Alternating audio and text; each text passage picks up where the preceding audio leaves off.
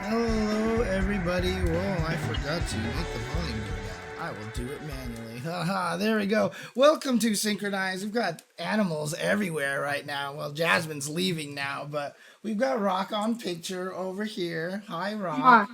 Look. Dude, look at his baby. Boy. He's a baby. He's so much fluffier now. Isn't he? His like tail and his like all of his coat is just growing out so much more. So happy. But sorry, people are hello, everybody. Welcome to SNKronize. Hi, guys. As usual, it's myself, James, along with Olaf and Kitty. How's everybody doing out there? And Rock and Jasmine. And Jasmine. And Nathan is somewhere, I'm sure. Oh, yeah. Nathan, are we all in goose shirts today? Nope, just two of us. Oh dang! I should have got I should have wore the at least the untitled goose shirt. Yeah, that would've been. Oh dang! I didn't realize. I'm getting a little bit of echo. Can you guys hear that? I'm getting a little bit of echo on my. I can hear it through the screen. So you can hear an echo. Oh right, because Discord is probably well. Oh. No, I turned it off. Let me do this, actually. I think what I'm supposed to do here... Yeah, no, and it sounds fine for us, which is crazy. I think it's this. I've been... Ooh, says monitor off. Audio. You know, I mean, I was having trouble with this yesterday. A lot of the stuff that I was playing on the sound would actually... You guys, yeah, so they don't have any echo. It's just on the Discord side for some strange reason. And there's no reason for that. Jesus. All right. Well, if it's not too annoying for you, Kitty, if you can still understand us pretty well, it's just for you right now. I'll see if I can solve the problem later. It's all good. I just thought like the stream could hear it, so I was like, okay, heads up. That's all. That's all. Yeah. Okay. So, anyways, hey everybody, we missed last week because scheduling conflicts and timing and this, that, and the other. So you know. So we're here, so we got a little bit of time to make up for. And I think we really just need to jump into... Oh my god! Oh my god, indeed. Like, oh my god. Okay, I was gushing yesterday. Thanks to Slick Rick. Oh my god. Oh my god. Oh my geese. Oh my goose. The constant photos of, like... Oda and Obari talking and doing dinners. Right, yeah. And then Obari teasing stuff left and right. Yeah. And me really trying not to just post Hawkeye photo memes. Like, oh my god. So let's talk about that. Sure. We'll start straight up with that. With the obviously. Can I start the gushy gossipy? Yeah, absolutely. This is I was trying to give you momentum for the segue. This is your field of expertise here, oh my god, don't you start chewing on that. Our child is discovering streaming wires. Stringing wires. Streaming. Streaming. Like yeah. Okay. Uh-oh. Yeah. Don't need a David Cat stream situation where the cat literally chewed through his controller during him playing games online. So yeah, that's a hell of a chomp. Yeah. And then knocks over his camera. Like, how long has he got to be like chewing on that before he noticed? Yeah, David was just playing and was like, parts of suddenly directions weren't working, and he was like, "Oh no, are my hands causing problems again?" And then it was Ajax just chewed right through the wires. So I don't know what this dog has in his mouth. Hold on. Oh my god. Why today? Pet. Why are you like this? Why are you like this? All right. So anyways. Okay, where do I even begin? First of all, I talked about this in the beginning of the year when KOF 15 was released. And we knew Obari was doing the fan animation promo for it. But let's just go on ahead and let's just jump into this image I just sent James at Tokyo Game Show. Oh, do you want to do that one first or the Obari tweet first? No, we'll do this first. I'll go back into the past here. Okay. My guess is that there's probably good timing, storytelling reasons. Okay. So this one. Oh, yeah.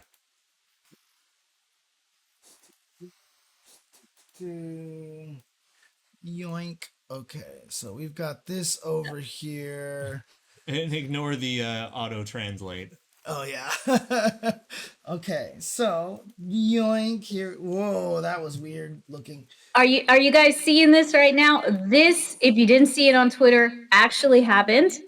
And I'm sure we've seen it happen before. I know I have, but you guys, this was posted during Tokyo Game Show, and it just further helped give us the hype for what we've all been waiting and wanting, which was talked about between Oda and Obari earlier this year with the release of KOF 15, and that was for some sort of new Obari directed animated, obviously by G1 Studios, Animation Studios, which is Obari's studio he made back in the day. But we will be getting at some point a KOF anime or a /Garo anime. Wait, isn't this the them announcing that they're gonna do that intro video to KOF 15, or was this? No, this was a few days ago. A week or two ago. Oh, this was only just a week ago. Okay. This happened at Tokyo Game Show. Got it. This year's Tokyo Game Show. Okay. Got it. So this is brand new right here. Yeah. And then the other day, Obari posted a picture of Terry from that KOF 15 animation that he did. Right, hang on 1 second. Okay. So you're talking about this one. Yes! Now, if that isn't teasing something, I don't know what is. I mean, here's the thing, right? Like, I feel like this isn't a teaser. I feel like this is just just like flat out. Yeah, here it is. Yes, like I feel like this is just straight up confirmation at this point in time. It really is. We know we're getting something, and it's obviously gonna be based around. Whoa, Kitty! Where'd you go, Kitty? I'm right here. I'm getting this child. He's very wily right now. Anyways. But yeah. You go ahead. Go on ahead, James. I was just going to say, this is the confirmation we have been waiting for. This is what all those other tweets from the beginning of this year in February and the release and everybody just loving the fan animation that he did, the promotional animation he did for KOF 15. And then he just straight up says this. Yeah. And because Google Translate, I clicked it to help to show everyone what he was saying because I already knew. But just to reassure you guys again, he literally wrote it in English and quote retweeted or tweeted under this image. Yeah. He wants you all to know. Yeah. I mean, like we said, when he did the intro video, he had already been talking I would love to do a new one. I would love to do a new one. And so now these meetings and these talks are happening. And then he makes this post yeah. So, like I said, and I just don't even. I can't even imagine that this is like a tease. Like I said, I feel like he's just saying it's been. This is the beginning. Yeah, this is the beginning. Yeah. Now that being said, I am convinced it's not going to be KOF. I am convinced this is going to be exclusively for Garo 2. It's going to be the Fatal Fury world and not KOF. What if it comes out with the game? Like you buy it and it's downloadable for the game? I mean, you remember when Street Fighter 4 and Super Street Fighter 4 launched, they came with animated movies. Right. Mm-hmm, mm-hmm. So that would be one way to do it, is just have a movie that way. It would, but before we talk about that, because I have some ideas myself, James, if you could post those two other photos of earlier in February, Oda posting the screen cap of Shune, and then what Obari says after. They have really been wanting to do this. And these were the teasers that I was telling all of you about in the beginning of the year. And go to the next one. Also, correction, Torrance, MI2 came with a mini-series that you could get separately another day. Not an included movie. Also, we still got screwed out of it anyway. Right. Yeah, like I said, though, I mean, a lot of these things are, I'm sure everybody saw this and was like, oh, this sounds good, this sounds good, this sounds good, so. The fact that they talked about this, in February and March and made these tweets and made these posts, along with Obari doing an interview where he was pushing it even more, saying, you know, how much he would like to do either KOF or Fatal Fury. We've had all of this information, and I have just been waiting for like a hard confirmation. That one below it, James. Oh, this one here? Yeah. Yeah. Okay. And I mean, it is worth noting that... So this is from an interview over here? Correct. Oh, okay. So I can't wait for the release of the special movie produced by Mr. Obari. Yeah. Assuming that KOF will continue with 16 and 17 in the future, I think it would be great for fans to see the special movie made by Mr. Obari become an annual project. So he's just talking about the intros here for the games, right? Exactly, but with annual projects come series, come spin-offs, come everything else that we are gushing and excited to talk about. Because let's say it's not a KOF series right off the bat. Let's say, obviously, Oda and everybody else loves Garo so much and everyone wants to see a new refurbished story and a finishing or moving into the finishing of that story. So I wouldn't be surprised if they start with that. But what really excites me for this, and just Oda and Obari already having such a great relationship and this taking off, is the fact that if they did start a KOF,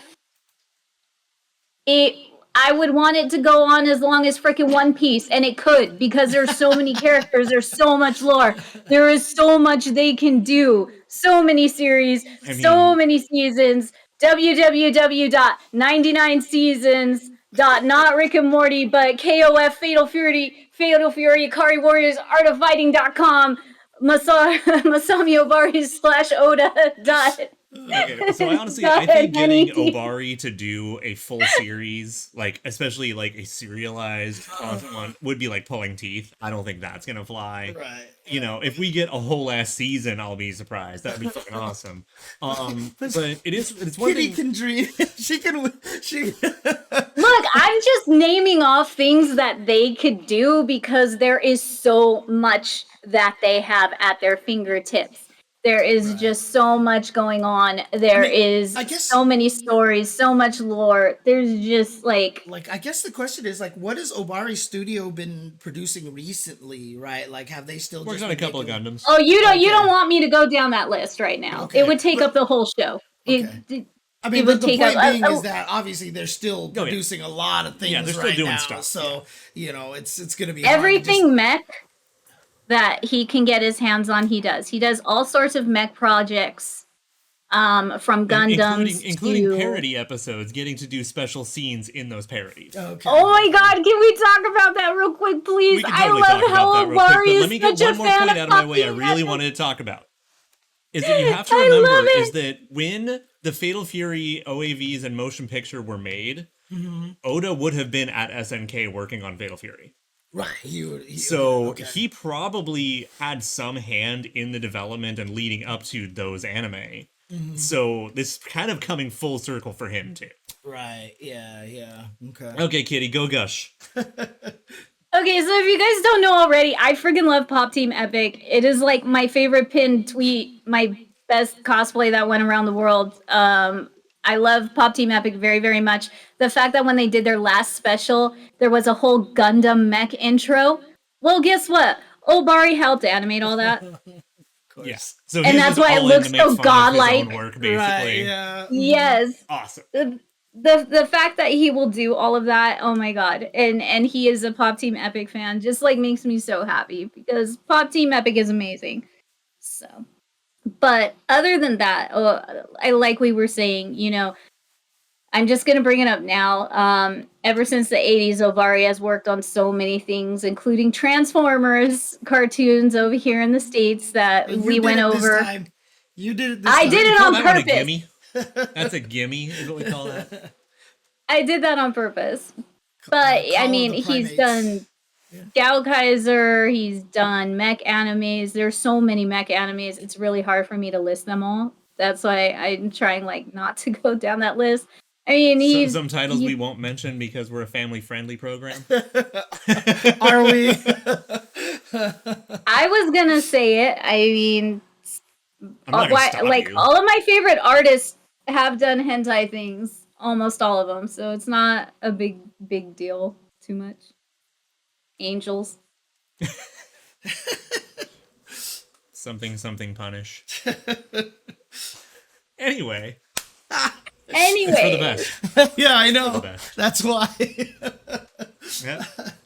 But again, I mean, like I said, I feel like this is an all but confirmation.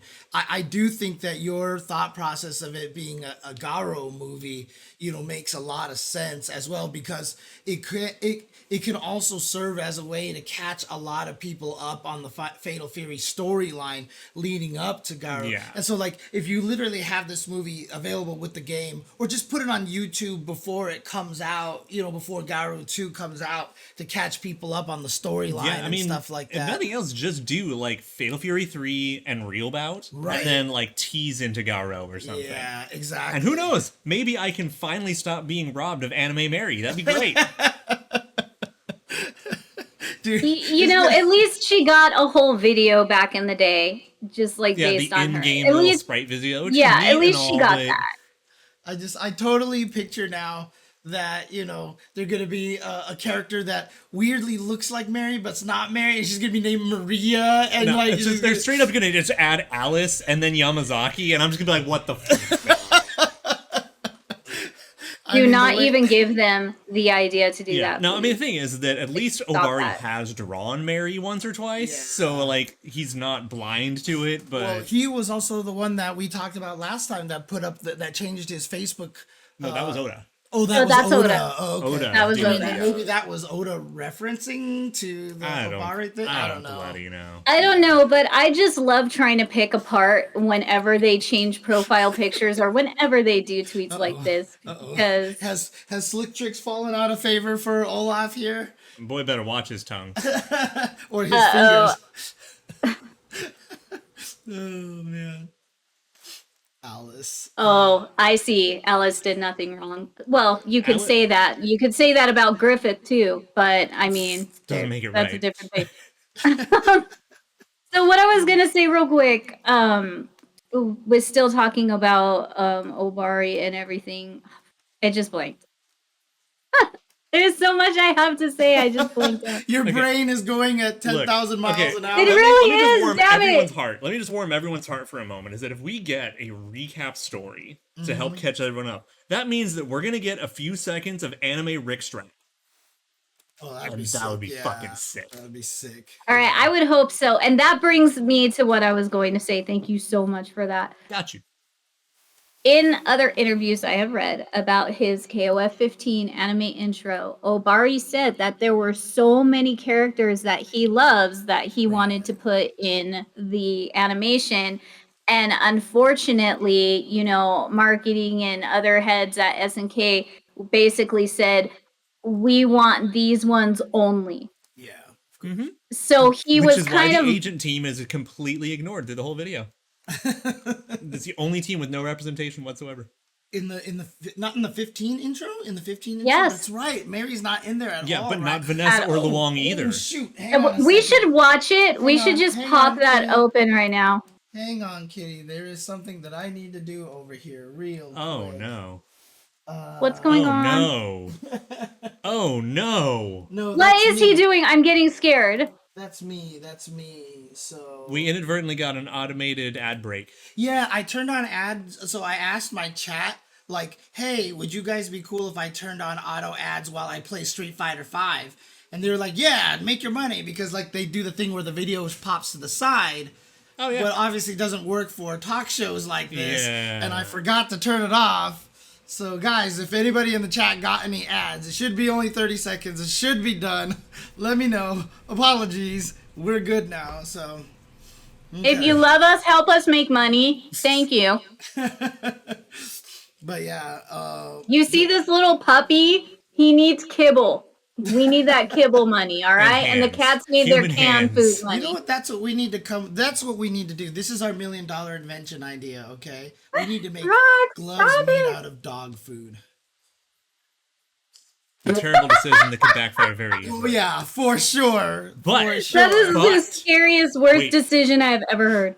The candy bracelets, but they're dog treats. Oh, that. Oh shit! Why'd you say that out loud? Honey, let's go on Shark Tank. Let's go on Shark Tank. Me, you, and Rock. We can do it. We can do it. We can make these. We can do prototypes. I told you my $1 million cat idea, right? Well, look, Jasmine liked the idea. Yeah, I know, right? Which was on the phone, like, you know how you can put those little scratch things on the wall? Like, have one for the corner of your phone. That is the worst idea, James. I know, right? You're like, let me go use my phone. I mean, another fun one would be put like the engines in an air hockey table under your keyboard. So if a cat tries to lay on your keyboard, it's like. You know what? They would probably like it. You know what I mean? They would. You could be sliding their asses around the desk. Come on. They would enjoy that. It would just be fuzzy hockey pucks at this moment. Dude, there's that one scene, and again, like, obviously, I know we're all excited for Street Fighter 6, but like in that World Tour trailer, like one of the trailers, he's getting beat up by. We gotta talk about it. He's getting beat up by these little robots, and I called them ice hockey pucks because I mean the paddles because it looked just. I was like, what? So the thing is, I actually think there's something more old Capcom obscure reference, and we'll get to that sometime later. Really? Okay. Because we do have to talk about that Street Fighter 6 World Tour trailer because of how many SNK references are in that. We gotta talk about. Yes, we do. I actually mentioned one that you hadn't brought up before. I can't remember what it was, but I remember looking at the trailer, and when I was analyzing, I was like, I feel like this is an SNK reference. Yeah, I mean, there is two that really stick out to me, but there's at least like 3 or 4, and I love it. And I mean, I even have a couple too. So yeah, we're gonna talk about that and all the similarities. I'm gonna say inspiration. Yeah. Oh no, I think we're going right back to the 90s of they're just gonna be able to take jabs at each other because I mean I don't even think that this is jabs anymore. Oh no, that's the best part. No, it's just ideas. Yeah, because again, feeding off each other's ideas and brainstorming. Yuri's climax is just Dan's Ultra One. And it's been that way. You're right, but I mean, I back then it was jabs, but I'm saying like currently. Like, I feel like... No, I mean, like, because, KOF 14, Yuri's, like, level 3 super is Dan's Ultra 1. Like, they're still doing it. And I'm happy to see Capcom, like, maintaining that relationship. That's just adorable. But it feels more like love. You know what I mean? Because, again, remember... It's more of a love and respect thing. It really is. It's kind of just homaging each other, piggybacking off of each other's homages, and I'm here for it. Remember, Matsumoto said his favorite characters, Kenso. Kenso, let's go. Yeah, and I mean, again, with certain people not in the way of these like corporate discussions and meetings, and they can just have friendly chats over dinner. Like, it's really easy to be like, hey, like I wouldn't be surprised if they made some of that trailer after Evo this year. Of course. Just to have some of like the cool like jabs like that. Yeah. Of course they did. They're probably like, hey, I used to play Tung Fu Ru. Oh really? Oh well, I'll throw them in there for you later. Ha ha ha. I could totally see them doing that shit over dinner. Like I have to watch the whole thing again to remember what the reference was that I was thinking of because I can't remember it at this point. I mean, we can maybe wrap that up as like the last part of the show. It's like, oh, so this is a thing. Back to kind of the original thing. I completely forgot that the agent team wasn't in that intro video at all. So you literally didn't even get a still frame of Obari anime Mary, basically. Yeah, but the thing is, like, I wouldn't have even been mad. It's just that the whole team is the only team ignored. Right. So there wasn't even Vanessa or Luong. Right. And they're the only team that got dropped, and that really hurt me. But I mean, it would probably have hurt if Vanessa and Luong were there and Mary was the only character. If it was both of them, that would be fun. That would be messed up. But it's like if they were to do just Vanessa, I'd be like, yeah, that makes sense. Right. Like, okay. Fair. Yeah. I can hold that. I can hold that. But the whole team got dropped. That's unfortunate. But I mean, and to be honest, I mean, if he did get that one still of Mary, he'd probably be constantly hunting to buy it off of Zen market right now or something. You know, Dude, let's not lie. I still want to talk to Tsukasa Kotobuki about the old Fatal Fury 3 art. Like, but I'm like, I don't want to be that guy, but I kind of want to be like, hey, I've got like $500 in the bank right now if you still have it. I mean, let's talk. At this point, you know, right now, obviously everything is speculation in terms of what the content of the anime is. But like I said, just based off of A Storm is Coming, Terry anime by Obari. I mean, like, that, if that's supposed to be a teaser or a what's happening, it's the worst teaser what's happening ever created. Like Area 51 is a great kept secret. Yeah, exactly. So but the thing is that if they do an English version, they have to bring back Mark Hildreth. That's all I have to say. Well, how can they? Is he even still acting? And that was another thing. I was like, he was in The Tutors. Oh, that's right. Yeah, I've been keeping tabs on him.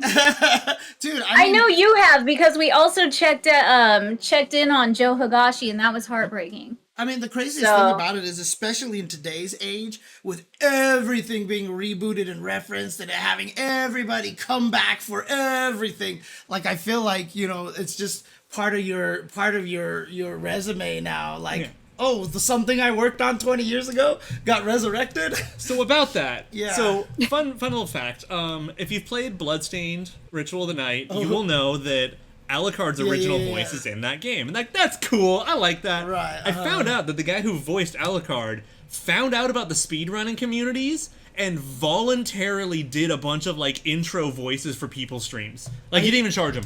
Really? Yeah, so like they do like randomizer speedrun races, and he'll do the intro for the race and give them a countdown. 3, 2, 3, 2, 1. Yeah, go. He just does it because he's like, fuck yeah, you guys are still playing this? Get out of here.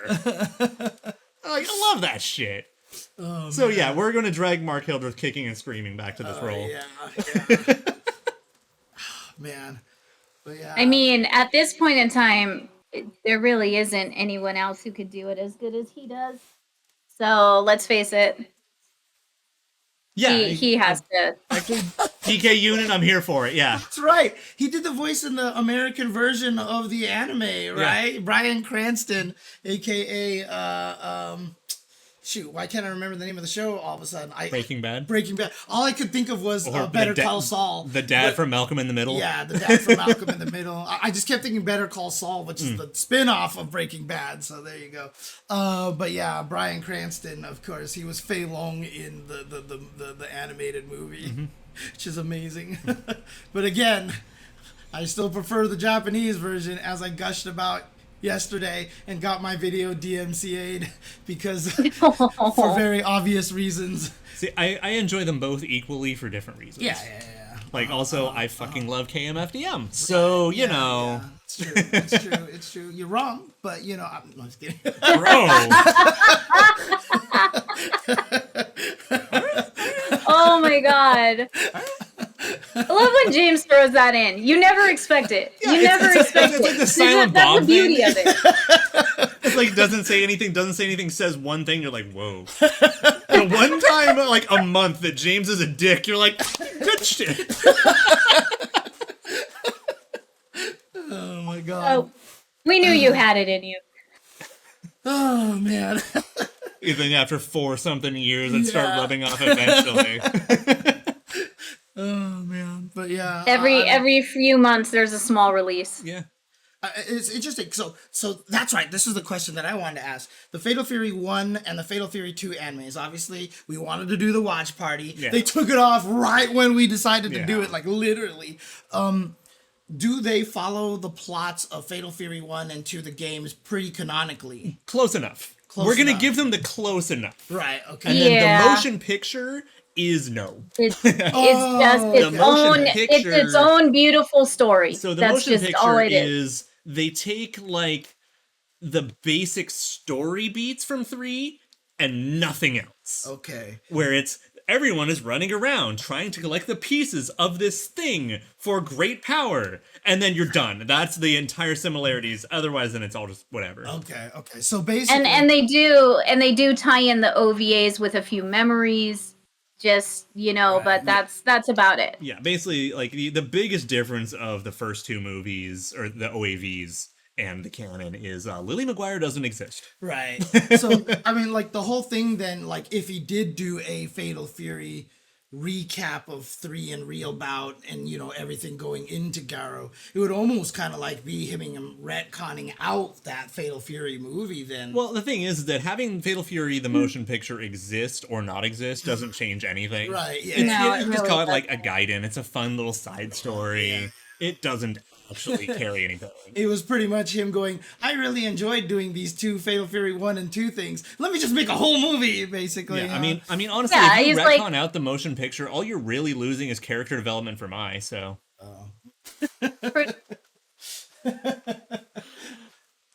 Literally, the only time I give 2 shits about Mai and Andy is that movie. Oh, really? Because I was about to say, they actually gave Mai a personality. Dude, she's fantastic. I'm kidding.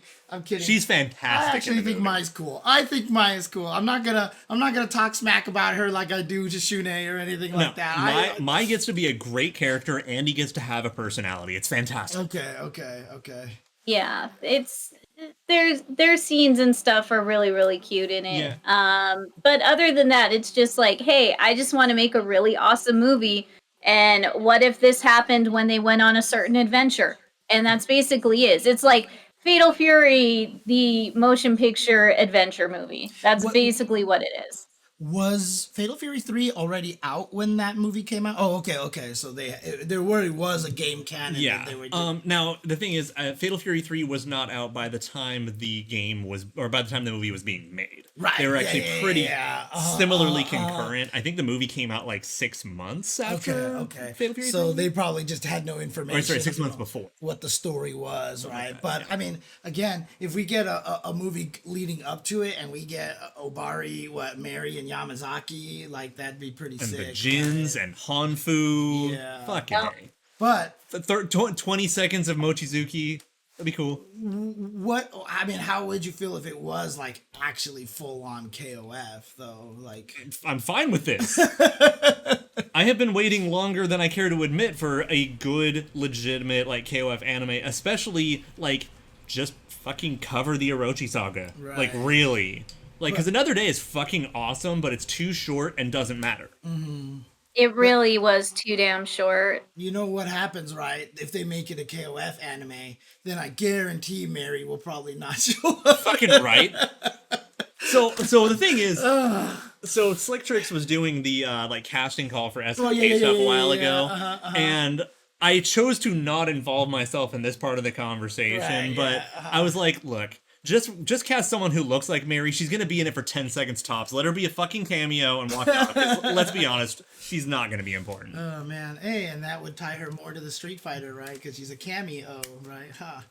Yeah. Oh my God, James. Yeah, you heard it too when I started, I think too, right? I knew you were gonna do something terrible. Yeah.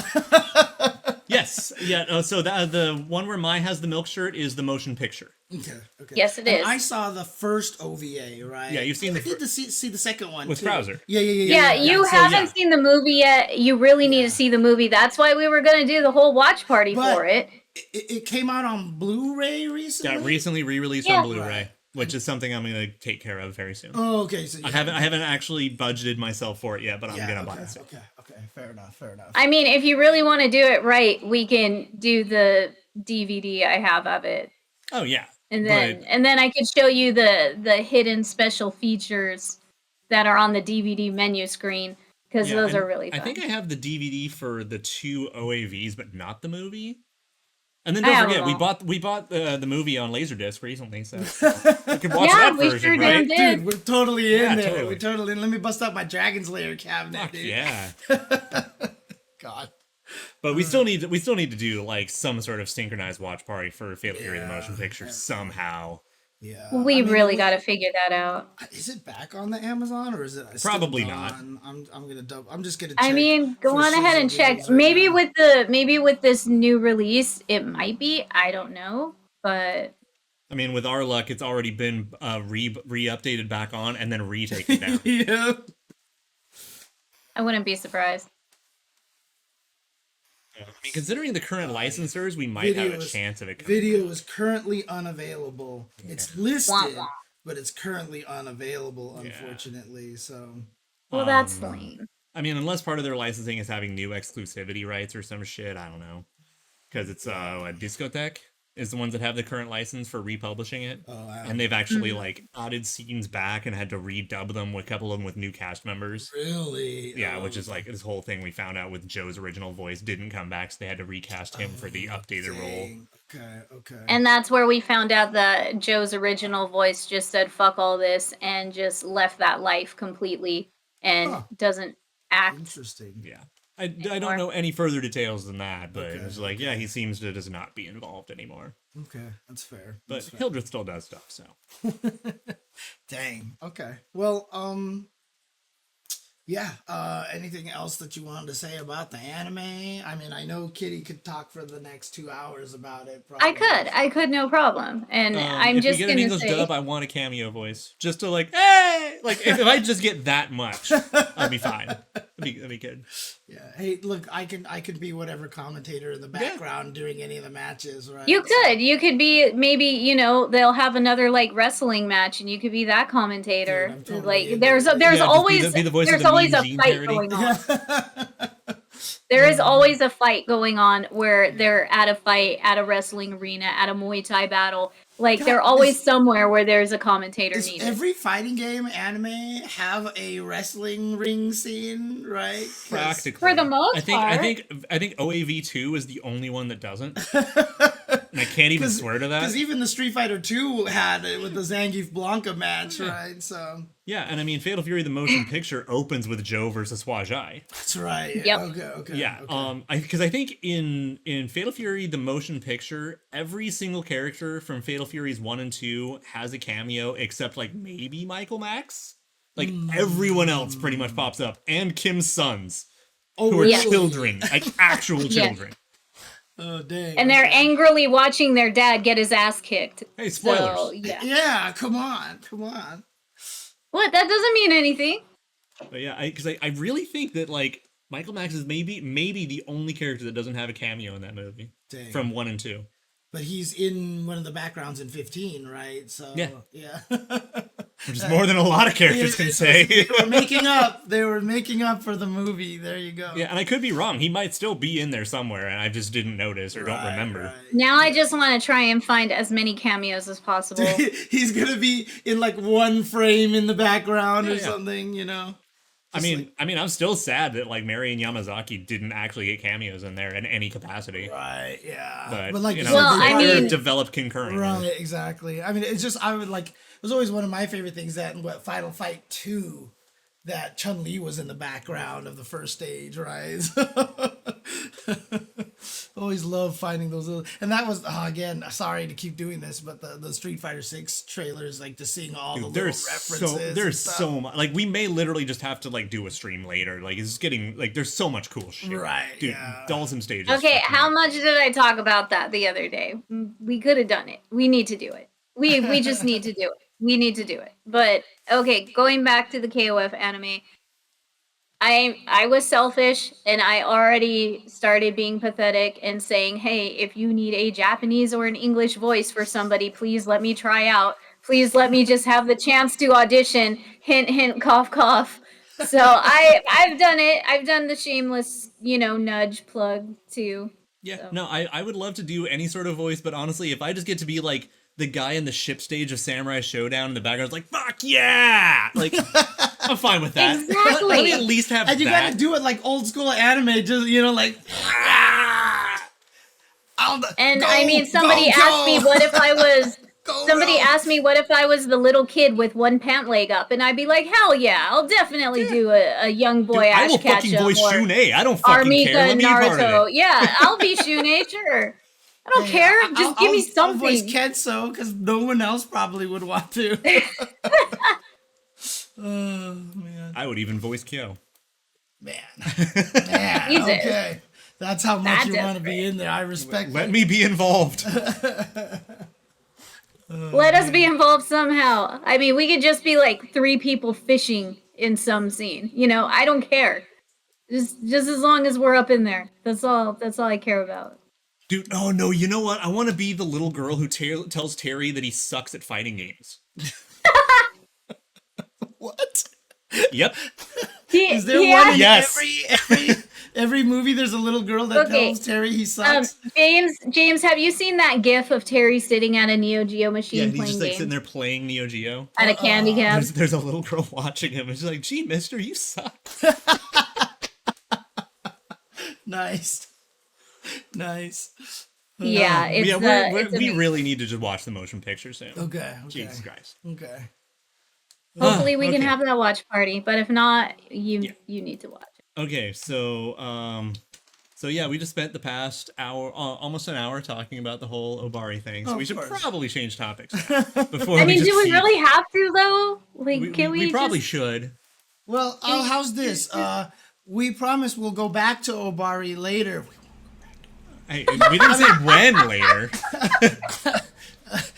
Well, yeah, of course. Damn, I got one from James too tonight. He's on a roll. Damn, James is on fire tonight. Holy shit. So I guess maybe the interview stuff's probably the next one to look into. So I believe it was this morning, actually. It was a Mexican game journalist site published their interview that they held at Evo this year. So they got an interview with Oda, the executive producer of KOF 15, as well as the director of KOF 15. Talked a lot about stuff, and I'm pretty sure Josh was there to help facilitate some of the translations as well. Yeah. That's the one. Yes. Booyah. And like, I'm not gonna lie, there are some pretty depressing, disappointing elements of this interview, but it's really good to have. Okay.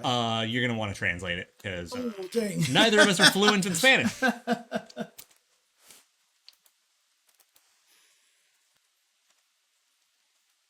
Yo,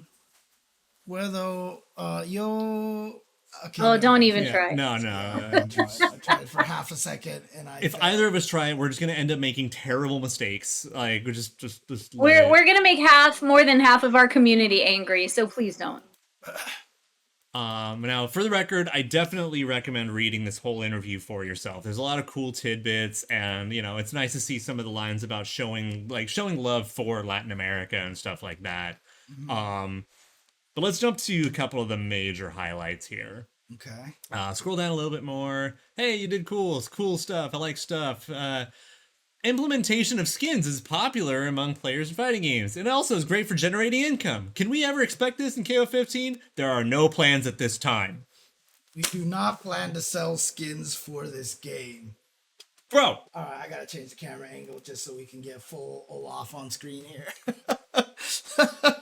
You missed the first half of this. Yeah, Just like Olaf's reaction, yes, a lot of people saw this and a lot of people are upset and a lot of people jumped to some far out there conclusions, which we're going to talk about. But look, even though they say there are no skins at this time, I'm sure it's because they're working on all those new teams that haven't been, right, discovered or leaked yet. So the thing is that first off, it does make me wonder how many 3D artists they have.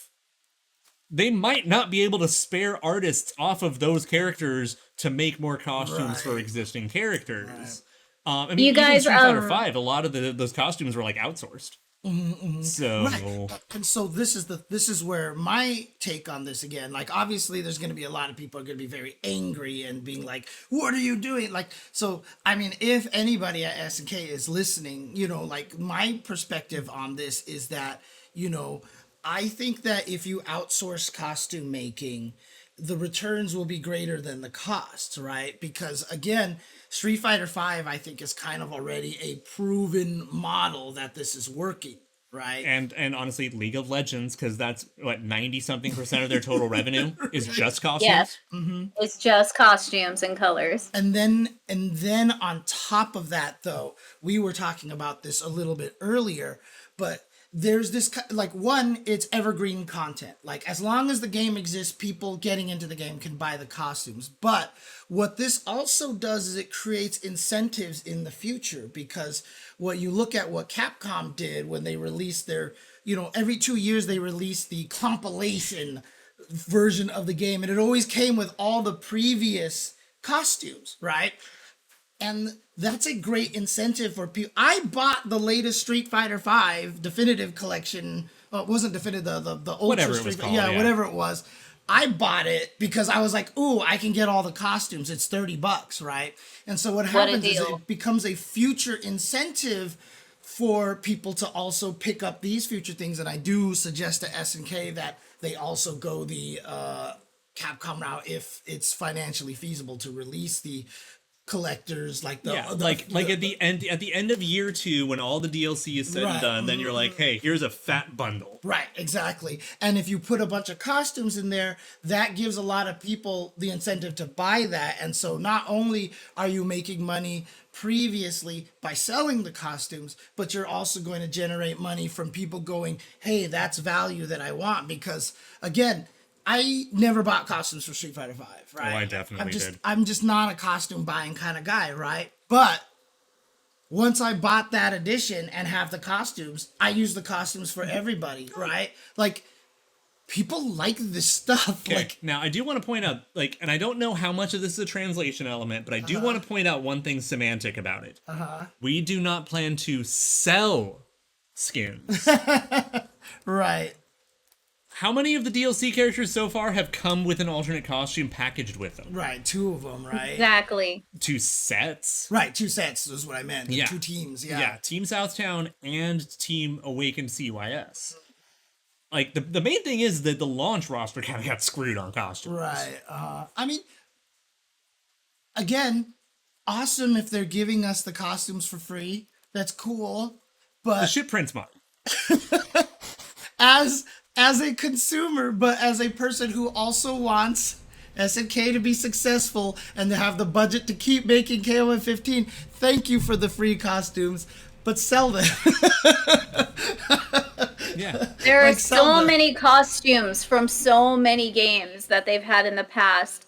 All they would have to do is really just take a little bit of time, like you guys were saying, outsource if you must. It's not like they don't have to, think really hard to make a bunch of costumes right now. Yeah, they really don't. I mean, I bought most of the costumes for KOF 14, which there were, 7?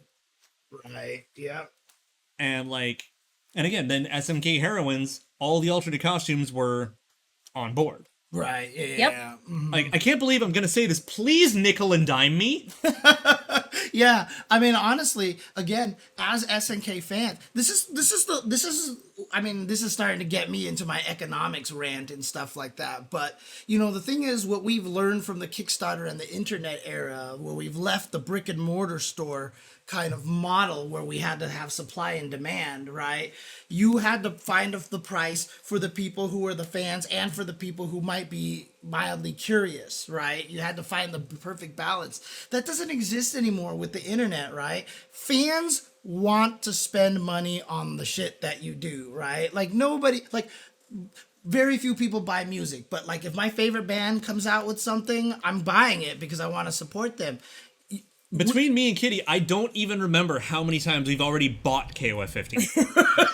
Right?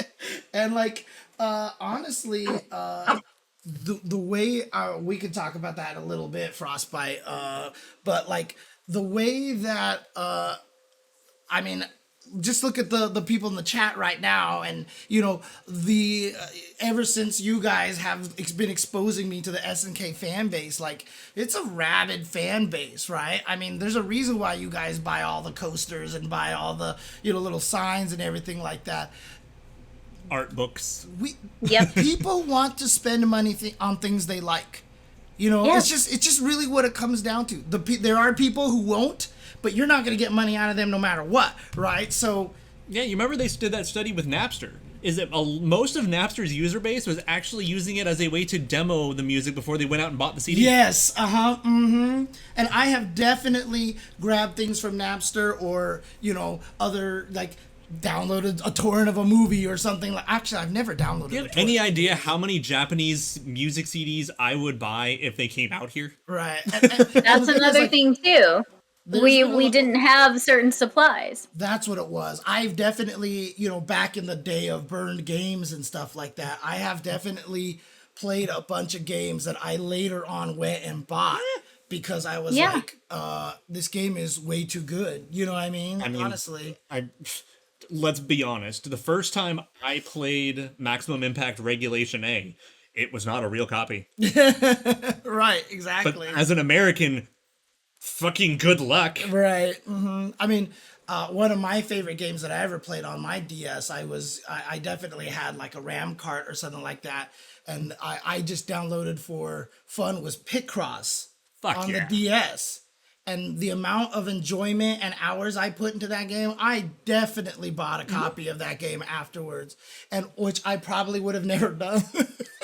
I mean, and look at us in mobile games. Is that sometimes, like, I have played this mobile game for free for the past year. At this point, I feel like I owe them money. Yeah, I mean, that's how they finally got money from me for FFRK, right? So, and again, and then they took it away from you. Yeah, I know. It's like, stop it. Like, you don't even understand the amount of dread that I am having for 9 days right now. But honestly, like, we're not saying that like piracy is good or whatever like that. Our point being is that fans want to spend money on things that they enjoy. Society out there isn't as cruel and money stingy as you think, right? Like, people want to spend money on things that they like. Don't get me wrong, people do suck. But maybe not suck that bad in this way. Right, but again, the spectrum of people who suck and the people who will support the things that they love, good 50-50 spectrum right here. But the thing is, if you don't make costumes, you're getting money from nobody. But if you make costumes, miss 100% of the shots you don't take. Exactly. Exactly. So, and that's why Kobe Bryant having the most missed shots in NBA history is not a bad stat. Anyways, look, the whole point is that these costumes, I feel like, they really do print money. And yes, does that mean we get 30 My costumes? I mean, if it lines your pockets to make more KOF, you guys shouldn't complain about 30 My costumes when there are like 70 for Chun-Li and Street Fighter V. That's exactly the reason for this shit. That's the joke, right? That's the joke, so. No, and that's what I'm saying. And again, it is just proof right there. Please, SNK, make all these damn costumes because we want you to have money. We want to continue your success. Is going to be like Bugs Bunny. 1 for you, 1 for me. 2 for you, and 2 for me. Oh, man. That's exactly what's going to happen. But I'm not going to complain. Oh, a Picross game. Gotcha. Yeah. But no, SNK fans are the epitome of shut up and take my money. Mm-hmm. We really are, because we've waited so long, and now we're getting new games, and now we're getting new things and new merchandise. So keep taking our money. And not to mention that for the first time for as long as I've been an SNK fan, I can actually buy shit. Not that it came out here, but I can actually get to it. Right.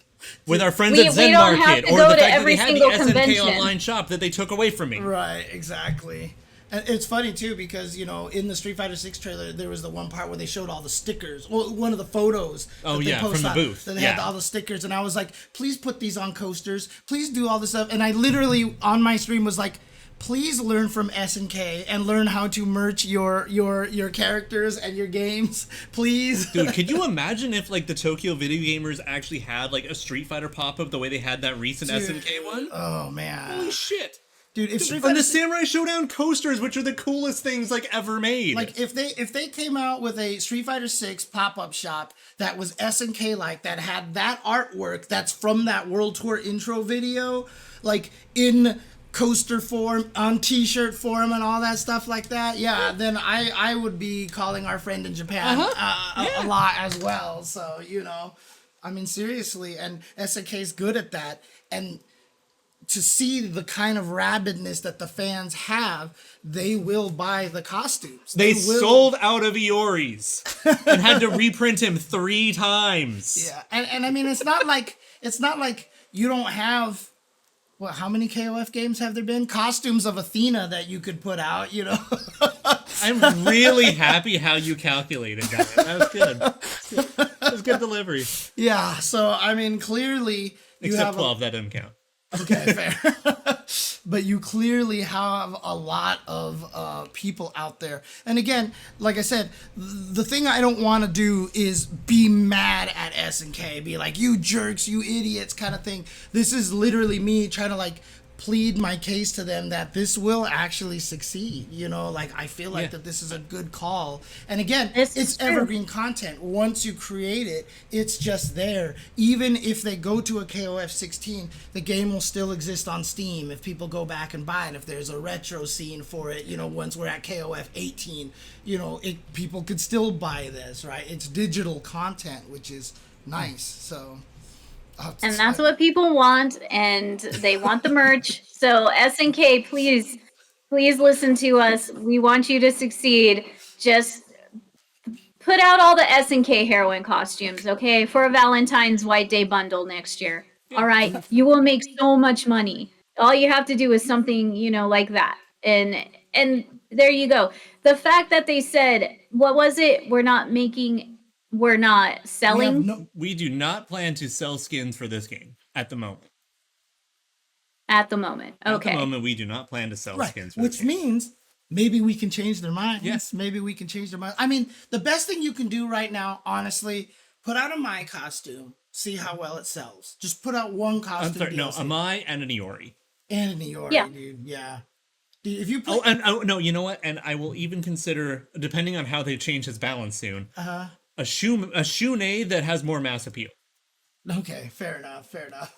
One pant leg down, jacket off, and watch what happens. Dude, can you imagine if they made a Iori costume where he's like in a tuxedo, dude? Like, I mean, I can show you a picture of what that looks like. Okay. That already exists along with all the other guys. So again, it's not hard for them to make these collab costumes. like 5 years ago was amazing. Oh, interesting. I actually got the mouse pad of it. Yeah, because like I just feel like if you actually made a tuxedo Iori, like in Japan, like I feel like that would sell like hotcakes. It did, and hardly anybody got to grab it, but at least I grabbed one acrylic of it. Nice. Okay. Yeah. They did a pop-up cafe, and everyone was dressed in white suits. Yeah, and there this were was 10 total characters, and they came in like 2 sets. And I got the mouse pad that has like what Rock, Alba, and I don't even remember who else on it. Dang. Okay. It's kind of neat. Okay. Yeah. I think even Shune was on that, wasn't he? I don't think they could get away with that, DK unit. I don't think they could get that. I don't remember. He might have. I know he was in the set. I don't know if he's on that. He was in the set. And King was also in that set because I made sure to grab the Iori and the King from that set because they look so damn good. Which was phenomenal. Right. Again, it's not like I'm saying. Like I said, I don't want to make this sound like it's a negative kind of thing, right? Like literally, this is just this is us just saying like we will support this kind of thing, right? And you know, if it happens that it goes the Street Fighter V route, which like finally has like one costume, and like Mai and Mary and Vanessa and Kula and you just mentioned characters in the agent team. They're not getting shit. Yeah, okay, fair enough. Okay, Kula, like if I'm lucky, I'll get a real Bout Mary, and that's where it's gonna end. Kula, like if those characters have like gobs of costumes more, right? Like so be it. The best thing about it is Street Fighter V's already memed us to the point where we're used to it. Yeah. So I really do feel like, you know, even if you guys want, like, even if it's, you know, something to think about doing, just a trial run, and I think that's a worthy thing. I mean, again, like it's really dependent on how many 3D artists they have that they can spare for this endeavor. I think that's what's really their concern is. And again, yeah, it's gonna be really hard to be like hire somebody to do this, but like I said, I feel like the returns on it could potentially be better than whatever it is that you pay the person to do. And on that topic, SNK is hiring right now for their Tokyo offices. Oh, really? Oh. So not only that, I mean, people need to remember, like, SNK is a very small company. Yes. Yeah. There are only so many people that could work on these costumes, but there isn't because they're already on other projects. See, now Olaf has reasons to ban Seiru. So Seiru is getting on everybody's bad side over here. Deliberately, though. Yeah. Oh, man. Yeah. But yes, SNK, please, costumes equals your success equals money equals all of us buying them on multiple consoles and platforms. Let's not forget that either. So we'll go to the next question here really quick, just because I kind of want to segue into this about implementing a color edit for this game. At this moment, we have no plans to include an edit color for 15. Like, I get this more than I get not putting costumes because in also the game. because the way textures are built for 3D models, color edit is a pain in the ass. Yeah, you kind of have to implement it beforehand, or you have to build like literally like a whole engine system to allow it. Like where you're literally like, okay, this is my custom texture, and from grid points here to here, let's change it to green. Like, that shit sucks. Yeah, I mean, you can even see it when you do plan for it, like for Soul Calibur 6, right? Sometimes you pick the color and it doesn't even look like the color that you're trying to pick on there. And because of the materials and shaders. Shadings and everything like that, yeah. There'll be this weird white highlight or something underneath because layers, it's a whole thing. It's a whole material properties and shaders will fuck that up. On top of just trying to recolor a texture. And then you get shit like, you know, the soles of characters' shoes are a different color. So do you make that a whole other layer? Do you just do a hue slider and screw everything up? Like, what do you do? I'm helping you out, Kitty, here. I'm centering the dog. Pupper. I'm centering the dog here for you, so there you go. He is so hot right now. Oh my god, he is just a little hot dog. Dude, he's so just puffy right now. I want to, like... Look at your precious boy. Soon. Hi. You will soon. He's like, hi, Daddy. Hi, little rock boy. Oh, man. He's like, hi, Daddy. Yeah, I thought you were going to be here today, Kitty, and I was kind of like, we could bring him up here. He could meet the cats, but okay. Well, in due time, next week.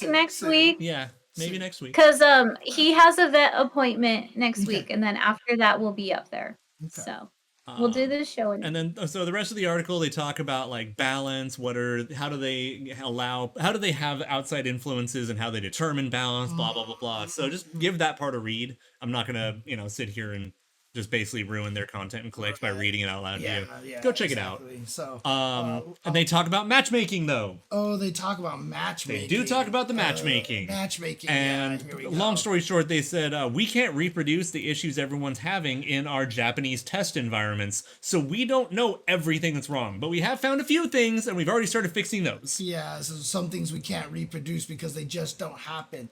And it's funny, because, like, normally I would be like, but having been in the software industry, I'm like, yeah. Dude, man, every time, everything works in all of your internal environments, and they don't work everywhere else. No, and I mean, again, like, I have to remind people is that if you, let's say I have a game, I'm making a game, and I have a test team of like 20 people, and we have this game in test for a year. The moment that game launches, in less than a day, it has had more testing hours. Yep, exactly. I just put the link to the interview in the chat right now. I'll try to remember to put it in the description below on YouTube. So, but yeah, you get a couple 100,000 people in a day. That is more hours of gameplay than your whole team all year combined. Exactly. So weird shit's gonna get found. And the other thing too is that and again, we're doing the QA sidetrack thing again. But like a lot of people don't realize that in the offices, a lot of the shit that the QA has to test is really freaking mundane. So it's like a lot of the hours of go into this menu, back out, change the setting, did it stage the setting, put in information that isn't allowed, see if it breaks the program and stuff. And dude, at my work, there's literally a running gag of me using excessive text strings as one of the first things I do. Yep. So they're like, guys, seriously, just make your pages have a safeguard for this before Mike touches them. Jesus Christ. Yeah. Yeah, I mean, as I've said, like it's interesting because as on the programming side of thing, and I think I've talked about this on the stream before. You know, there's this concept in testing called code coverage. I don't know if you've ever done code coverage before, A bit. where you insert a bunch of stuff in the code, and basically, whenever you run your program, every line of code that gets executed, it actually sends it to a database, and the database will then show you how much code is covered, right?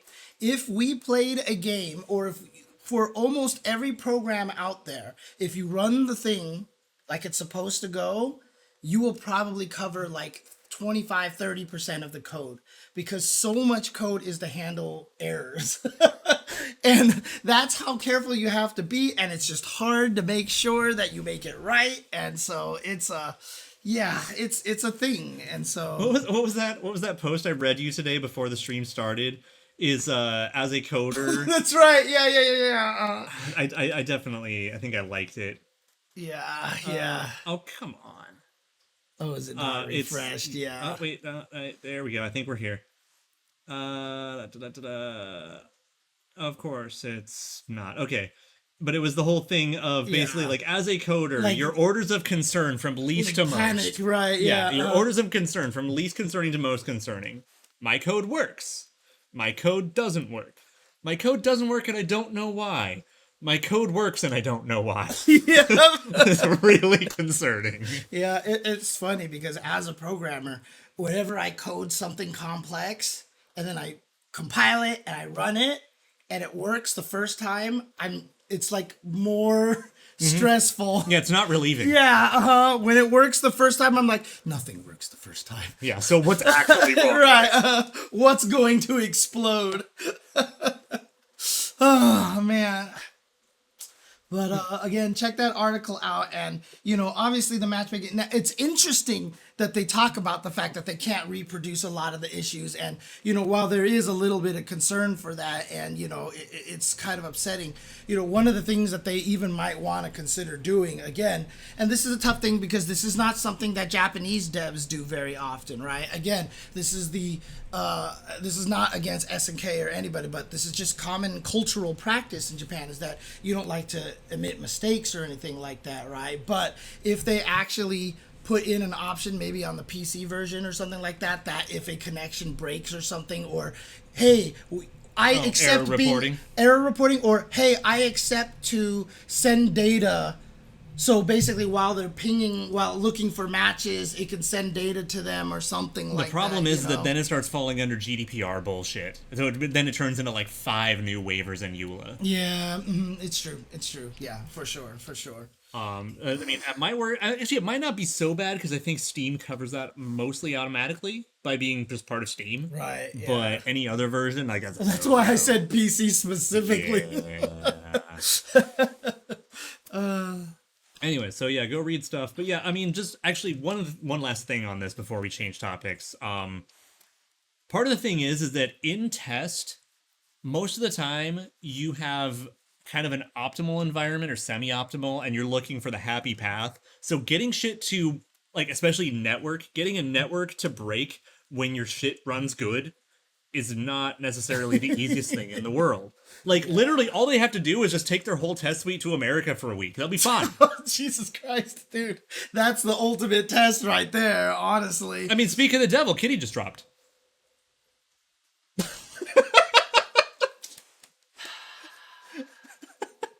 Dang it. I couldn't have timed that I hate better when myself. I'm used as an example. I couldn't have done that better intentionally. I cannot believe that happened. I'm so mad at all of that right now. Holy shit. I can't believe American internet just... Oh my God. I mean, what's the opposite of Murphy's Law? What's the opposite of Murphy's Law? Because that's what we just hit right there, dude. Oh my God. So yeah. This is why we have matchmaking issues. Because we have suboptimal network infrastructure. I mean, that's a great question, actually. Do the Japanese players have matchmaking issues as well? Right? Does anybody who lives in Japan can speak to that, right? How their matchmaking goes in Japan. So that's could be a huge telling factor. Yeah. Because the moment something gets suboptimal, then a lot of things start showing their ass kind of thing. Mm-hmm. And if you have like nearly optimal and you don't run into a hiccup, then it's hard for anything to trip over it. Right. Mm-hmm. Exactly. But this is America. Nothing is allowed to work 100%. Yeah, because if it doesn't make somebody $1 billion, there's no reason why they would do it. And our country is kind of large. Pretty big. Our country is kind of large. Yeah, Japan is the size of California. Yeah, exactly. Just friendly reminder. Trying to, fix the network infrastructure for the whole country is a little bit more difficult because of size and distance. So there you go. Well, that's fine, but if they want, they can start in California, so we could at least get our shit fixed here. Yeah. I'll take an American SNK job if they ever want to bring it back. Or, I mean, maybe we'll just win the lottery and do it our damn selves. I'm working on that. Dude, if you won the lottery and used your money to create bullet trains and better internet infrastructure in the country. No. I was just talking about SNK. Oh, hell no. No. We just gonna buy SNK North America, dude. No. These motherfuckers don't deserve bullet trains. Somebody would screw it up. Yeah. No, we're gonna be rich enough to go buy a house in Japan, too. We're taken care of. That's the whole point. That's the whole point right there. Although, for sure, we probably wouldn't be allowed to do a lot of that. Oh, no. We will screw it up. Yeah. 100% we will screw it up. Yeah, so, I mean, Costa Rica, the matchmaking sucks. Yeah, I mean, like I said, I'm mostly curious about Japan because, obviously, the Japan infrastructure is very good. But if the matchmaking is bad in Japan as well, it's less about... Thank you, Saria. It's less... You actually go ahead and save that, that clip for me. It's less about... what was I even saying anymore here at this point? Is it if since their infrastructure is better than ours? Oh, is it right. Is it that issue or something else? If their matchmaking also doesn't work, that actually is so much valuable information to them, right? Because it's not the infrastructure. And again, this is how QA works. QA is not figuring out the problem; it's eliminating what's not the problem. Control groups. What's that? Control groups, etc. Yeah, exactly, right. I mean, that's how you solve most problems once you get the QA mind is you figure out what it isn't so you can narrow it down to what it is. I mean, my testing strategy is all right, we do everything right, perfect, happy path. All right, now do everything as wrong as humanly possible. Yep. Mm-hmm. See where that takes us. So, let's finally change topics and let's look at cool stuff. You know what I forgot to do? Can you remind me next week? I wanted to put a topic bar on the screen. Roger. So that way I could timestamp things a little bit easier on the internet. Got you. Because that's all I use all my headers and stuff for is helping me timestamp now. All right. So let's look at cool stuff. Okay. Yay, cool stuff. As you may have seen, Kitty and I got cool stuff, and we opened cool stuff and shared a photo of cool stuff. So let's look at more of that cool stuff. And Kitty, take the lead. Oh, wait, this is Doctor Strange from Endgame, right? Shut the...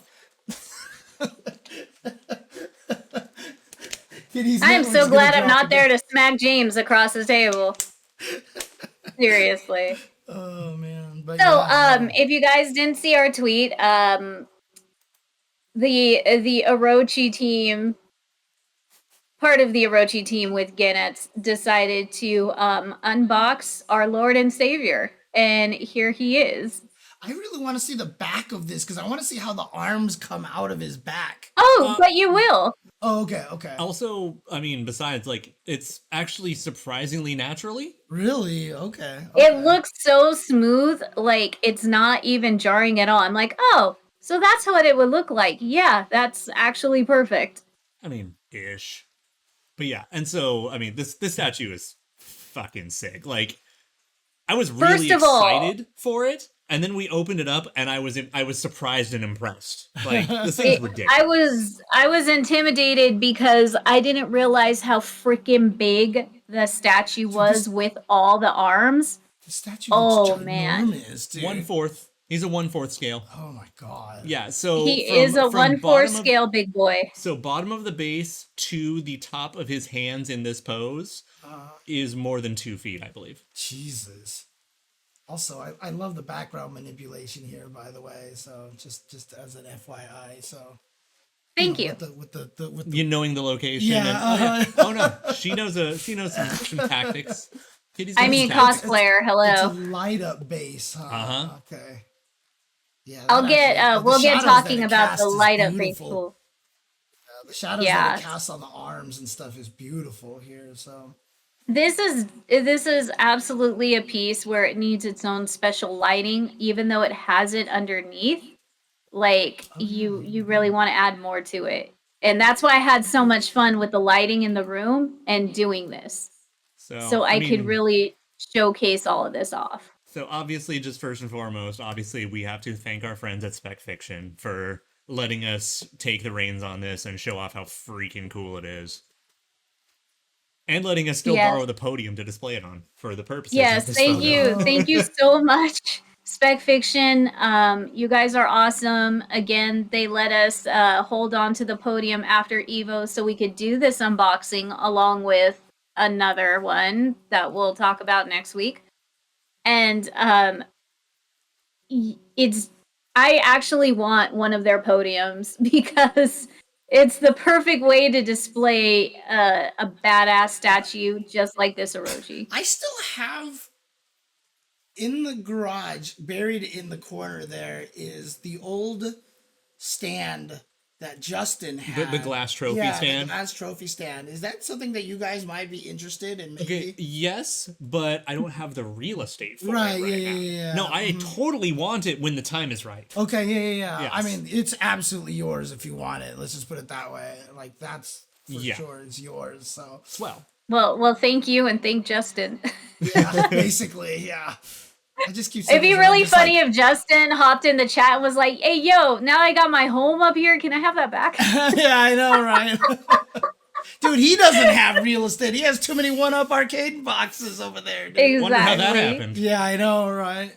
No, I just keep seeing this. I can't help but think the Captain America, that's Orochi's ass. The thing is, I still can't stop laughing about the front of the statue with this upper body.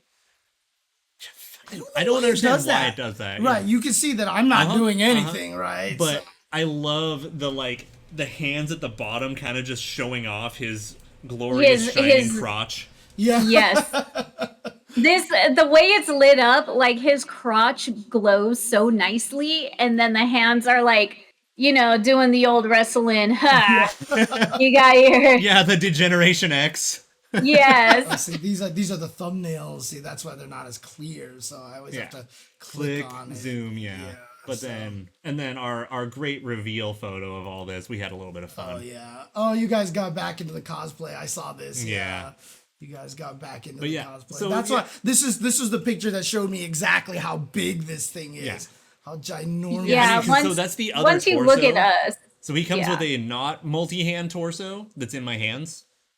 I mean, Kogi Ichi, can you tell me that this crotch is not glowing so wonderfully? Sorry for those of you on the podcast version of this. You'll just have to imagine a glowing crotch. That is Gaia's crotch. Just make sure if you're driving in the car right now, just do yourself a favor. Picture a glowing crotch. Yeah. And that of Orochi's white slacks, mind you. Exactly, and that will help you. The fact that they're white really helps our conversation. But so he comes with 2 sets of torsos. So that you can swap and not have the multi-handy whatever. And look how big it is just in my hands. I see. So these aren't like the hands are. Did you have to attach the hands to this thing? No, it was all one piece. That is one piece. It's and one the other giant solid piece. Dang. Okay, so you can actually put them with no hands and then with all the hands, basically. Yeah, and it comes with a little actual secondary podium to put the alternate torso on. I forget, for Orochi, does he actually just fight you with 10 hands, or is it like a blurred image kind of thing? Yes. Okay. yes, all of the above. It's more supposed to be like a holy kind of thing, but it's only there long enough that you can't tell if it's supposed to be magical after images or actual multi-hands because of religious reasons. It's complicated. Right. And so he doesn't have moves where he punches you with 10 hands or something. No, but he should. He really could ora if he really wanted to. Yeah, I mean, I always liked Orochi's boss battle. Like, as much as he may not be the strongest boss in KOF history in terms of, like, fighting him, I've always really liked how much more, like, calm and deliberate all his moves are. Okay. Now, this is just me because these are the things that how my brain works here and stuff like that. This looks really precarious. How the hell is he float? Like, what are his legs attached to on this statue?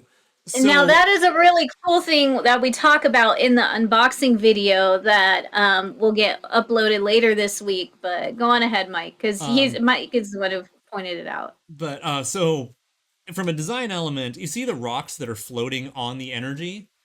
These ones here? Yeah. Okay. So under his feet are more of those and he's standing on those. So design-wise, that's what's happening. Okay. Actual structurally, that rock actually sinks another like 2 inches into the glass. And that's what he's actually using for stability. Gotcha. Dang, that's crazy.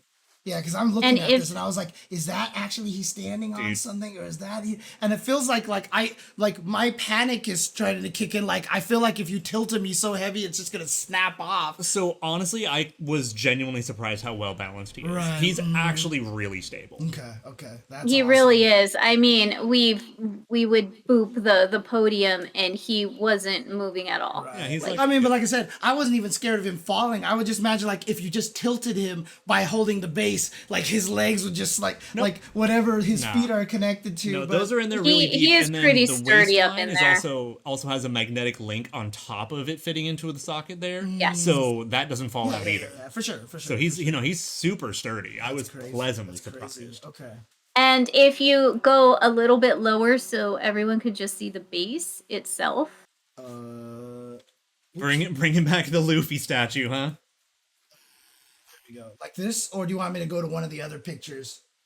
You could go to one of the other pictures, or I can actually just send you another picture. Yeah, because that's as low as that picture goes. I can go back to the first picture. We have the first picture here. Oh, God damn it. Just press the end key. You know what it must be? The scroll wheel might be, when I'm changing the size of it, might actually be scrolling it in the background as well. So that's what I'm guessing here. So like if I do this, like I don't know, whatever. But if there's a good image of the base. So the base itself, you see, it has that cute little magnetic King of Fighters 97 sign that just like fits there perfectly. Dang, nice. Okay. And then on top of that, the really cool thing that we're going to show off in the video about this is the base not only lights up, it comes with options. It actually has 3 different warm, cool, and bright white light settings. Basically like white, blue, and gold. Oh, dang. Okay. And on top of that, you can have it. This is on the brightest setting, but it can also dim really, really low. You have options to set the lighting, how bright or how dim you want it. Okay. And then he becomes like a giant, holy, glorious nightlight. We almost left him out and kept him on display just for the glorious lighting, but he was too big. Yeah, he was way too big. Oh, man. And so my question is, what has been Rock's reaction to the statue? He didn't even care. He didn't care? Okay, fair enough. He was more mad that he had to go work in his little office and he didn't get to be around us while we did the unboxing. Right. He's like, hey, the what are you guys other doing? Unboxing we did, he actually was on. He's going to be in the next unboxing video because he was throwing a fit that he wasn't with us unboxing the statue. He really likes to be included. Okay, so that's the statue. But they still have some Orochi statues left at Spec Fiction Shop. If you guys want to go on ahead and grab yours, you can get our synchronized discount when you are checking out. Remember the URL or anything like that for the synchronized discount again? No, but I can resend it to you. Yeah, just and not only that, it's been retweeted several times because it has. But not only that, Spec Fiction Shop has so many SNK figures and KOF figures. I really could do an entire show just showing you their whole inventory currently. And again, on top of that, that's only just the SNK ones, because holy crap, they have some cool stuff. exactly. Like, you guys, this is the point that I'm getting at right now, is that not only is it SNK awesome statues, and they have a bunch of them, but they also have awesome Street Fighter ones. They have this sick one of Ryu and who is it, Bison, fighting each other. Oh yeah, That the they Ryu versus Bison is actually fucking the really Ryu cool. versus Really? Bison they have is nuts. And then they also have Mortal Kombat. They also have some sick ass DC and Marvel statues. They have such a huge stock of statues and figures, all different sizes. So go on ahead and check them out. You know, when you're just like scrolling online or you can't sleep, you will be in for a treat with everything that they have available for you guys to get here in the States. Because one reason why we love them so much is they get a lot of the overseas figures that we want. And not just gaming characters either. There are a bunch of overseas artists that just make like beautiful like Chinese models or Chinese deities or gods based off of different stories. And they make a lot of those statues too. And Spec Fiction does get them out here to the States also. Sorry, guys. Make sure you check it out. In the chat, use the link that has the HTTPS at the start that I just posted again. So if you guys want to check them out, definitely use that reference link so that they know we sent you guys. So yeah, there you go. And again, the our Samurai fancy affiliate Showdown. link. It helps us. It helps them. Helps you. The Iroha and the Mina I would statues. really like that God, Iroha. I really need to get my hands They have on an those. Oroha as well. Okay. I would really like Yeah, that remember Iroha. that one with the doors that slide open in the back? Yeah. That's right. Yes. I would very much like that. We both would. Yeah. And I know I don't need another Mina statue, but damn it, that one is so nice. Yeah, I mean, I still gotta recontact them and be like, hey, I still need you to order that other Mary statue for me. But that's a whole other topic. So, are we good on this one for the moment? To switch over to our next topic? If you want. Cool. So, if you've been following SNK for as many years as I have, you remember they used to have this really cool little website where you could click and browse all the different characters in KOF and look at their profiles and read some design notes and stuff like that. And they totally deprecated it several years ago. It just sat there and it never got updated. Is that what it is? Or? Well, and then part of it ran on Flash, which means it stopped working. Oh, Jesus. Okay. All right. So they just kind of brought it back. And it's freaking awesome. And it's really crazy how many people had no clue about certain Maximum Impact characters or a bunch of characters that people have never seen. And again, that's what's most important about this is not a KOF 15 characters page. No, it's an everyone. Yeah. Everyone. So the only things to note is if they have no official art in KOF, they don't appear. Okay. So, for instance, Geese Howard, let's click good old Goose. Well, I'm just going to say it right now. I'm surprised they even remembered these three existed to put them on the page. They're in 98. You got to hold that. So go ahead and click Goose for me real quick. Okay. Now, obviously, he's in KOF 15. Cool. Yeah. But he's also listed as being in KOF 11. He's a home version exclusive. Oh. As a home version exclusive, you go to the top. Go to the very top. There's a pull down there. Oh, dang. And you can click KOF 11. No image available. Because he doesn't have official external art. The only time Hotaru has appeared in KOF was the home version of 11, where she doesn't have art, so she's not on the list. She's not on this at all. However, non-playable characters that have official art do appear. Oh, really? Yes. Like, what's an example here? Botan. Where is she? Should be later towards the bottom, I believe, because I think they're in chronological order. Oh, okay. So you're just about there. She should be somewhere around here. I mean, this is 14 right here. Yeah, so go higher. Right. She should pop up somewhere in here, or somewhere around here, right? Okay, I thought she was around here. I don't. Is that? She is in here. I just don't remember where the hell she is. She might be like towards the ass end or something. Okay, I don't remember exactly what she looks like, which is the hard part. Yeah, but actually, here's a great example. Stop right there. Go all the characters to your right of your cursor are all non-playable. So Luan. Yes. So if I go to, nope. Oh, that's it. Okay, okay, but they she has still have official official art, so she they're counts. here. Yeah. Yeah. So someone's okay. There you go. Who is this? That's Misty. I don't even know who Misty is. Because she's an NPC from 2001. Who the hell? Chat? Yeah. There's a dude named Chat. And then if you go all the way to the other side, all the way to wait, the other. Wait, hang on. Does this guy just yell all the time and say a bunch of hateful things all the time? So do me a favor. Go all the way to the left and one down. Right there. This dude? What the hell? Sai.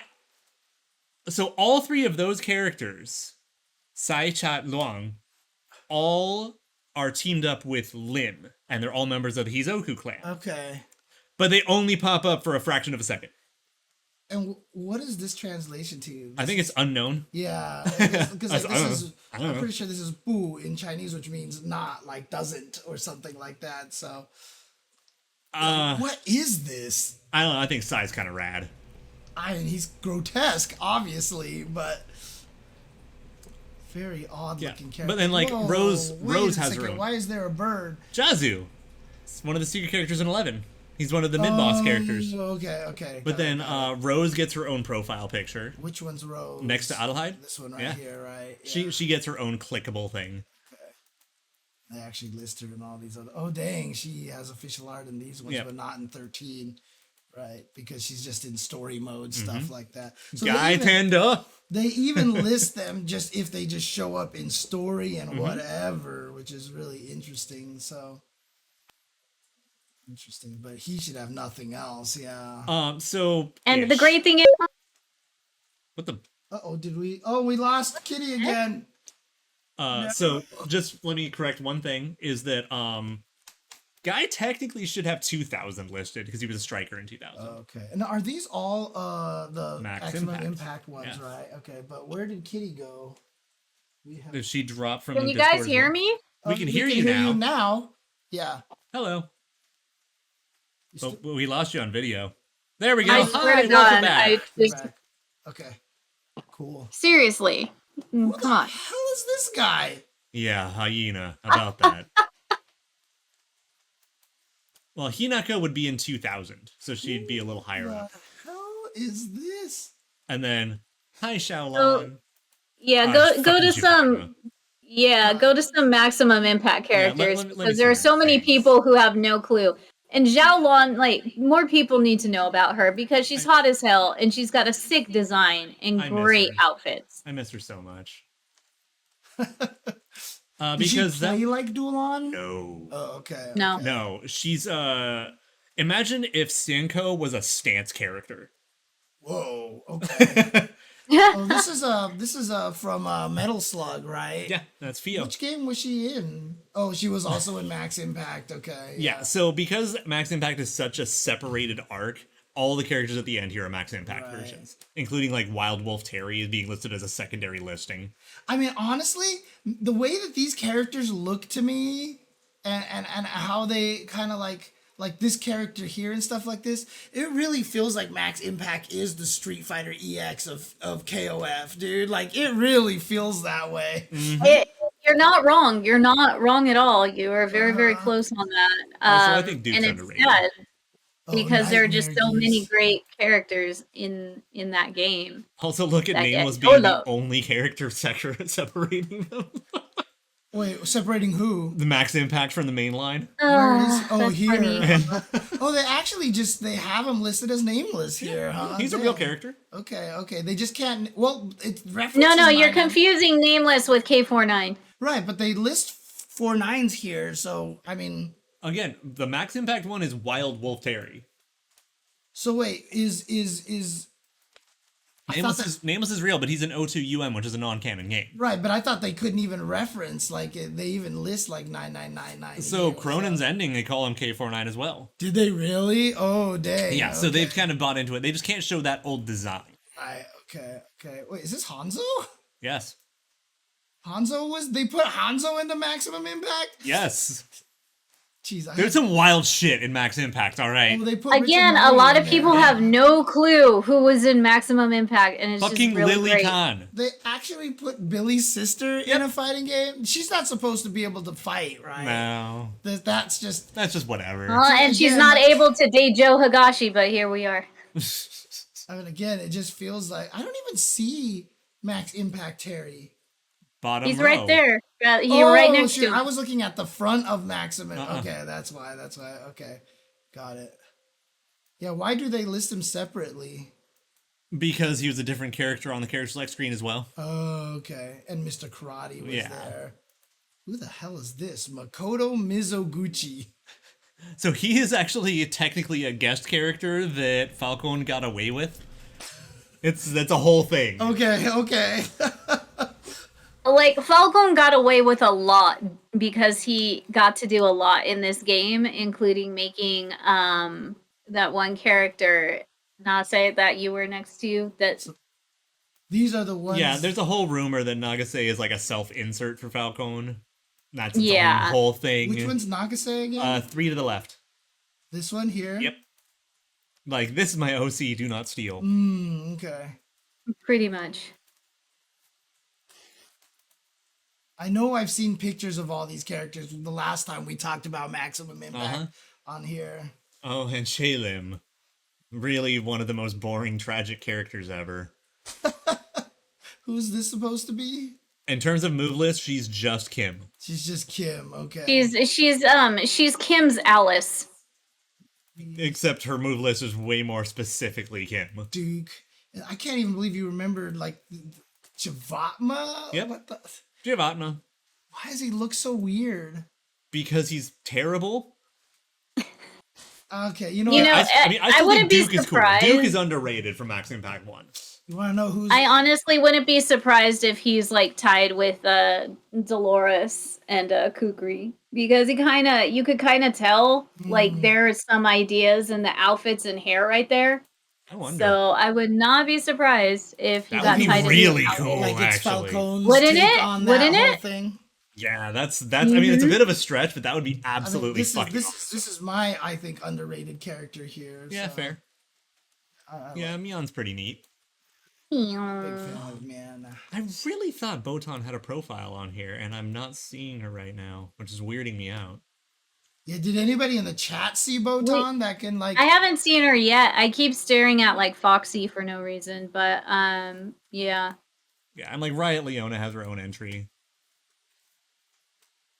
Makes me happy. Yeah, so it's interesting that they try to use the KO15 art for all these initial pictures. Yeah, they use the most recent for almost all of them. Oh no, of course, yeah, because they use the most recent one for everyone because that is non-Omega Rugal. Right here, yeah. But then Omega Rugal on the far right. Right. Yeah. Okay. I mean, probably. Oh, never mind. There's no point piling on KOF 14 graphics, but yeah. I don't see Botan anywhere. So just do me a favor, hit like what is this? Kyos. The Kyo clones from 99. Right. Yeah. Okay. Oops, all Kyos. Chrysalid. Okay. Actually, can you switch over to his 99 art? Chrysalid? Yeah. Oh, yeah. And then, do me a favor. You can close that one. And then go down, all the way left, and you see Angel. And the next Angel is Ron. That is Ron. Oh, this is the guy who's chasing after Kenso or whatever. That's Dualon's daddy. Oh, okay. This is the guy who's trying to get the dragon power out of Kenso, right? And then nothing ever happened. Yeah, how about that? This is Melee. Who's this? Zero. Jesus. There's a lot of fucking characters. Yeah, this is that evil Kyo. And this is again why I say if they were to make a KOF anime, it would go on as long as One Piece because you got all these characters, you could do all these stories. Wait, Nest is a person? So I don't know if it's actually supposed to be a code name or something, but this is supposed to be the founder of Nests. Okay.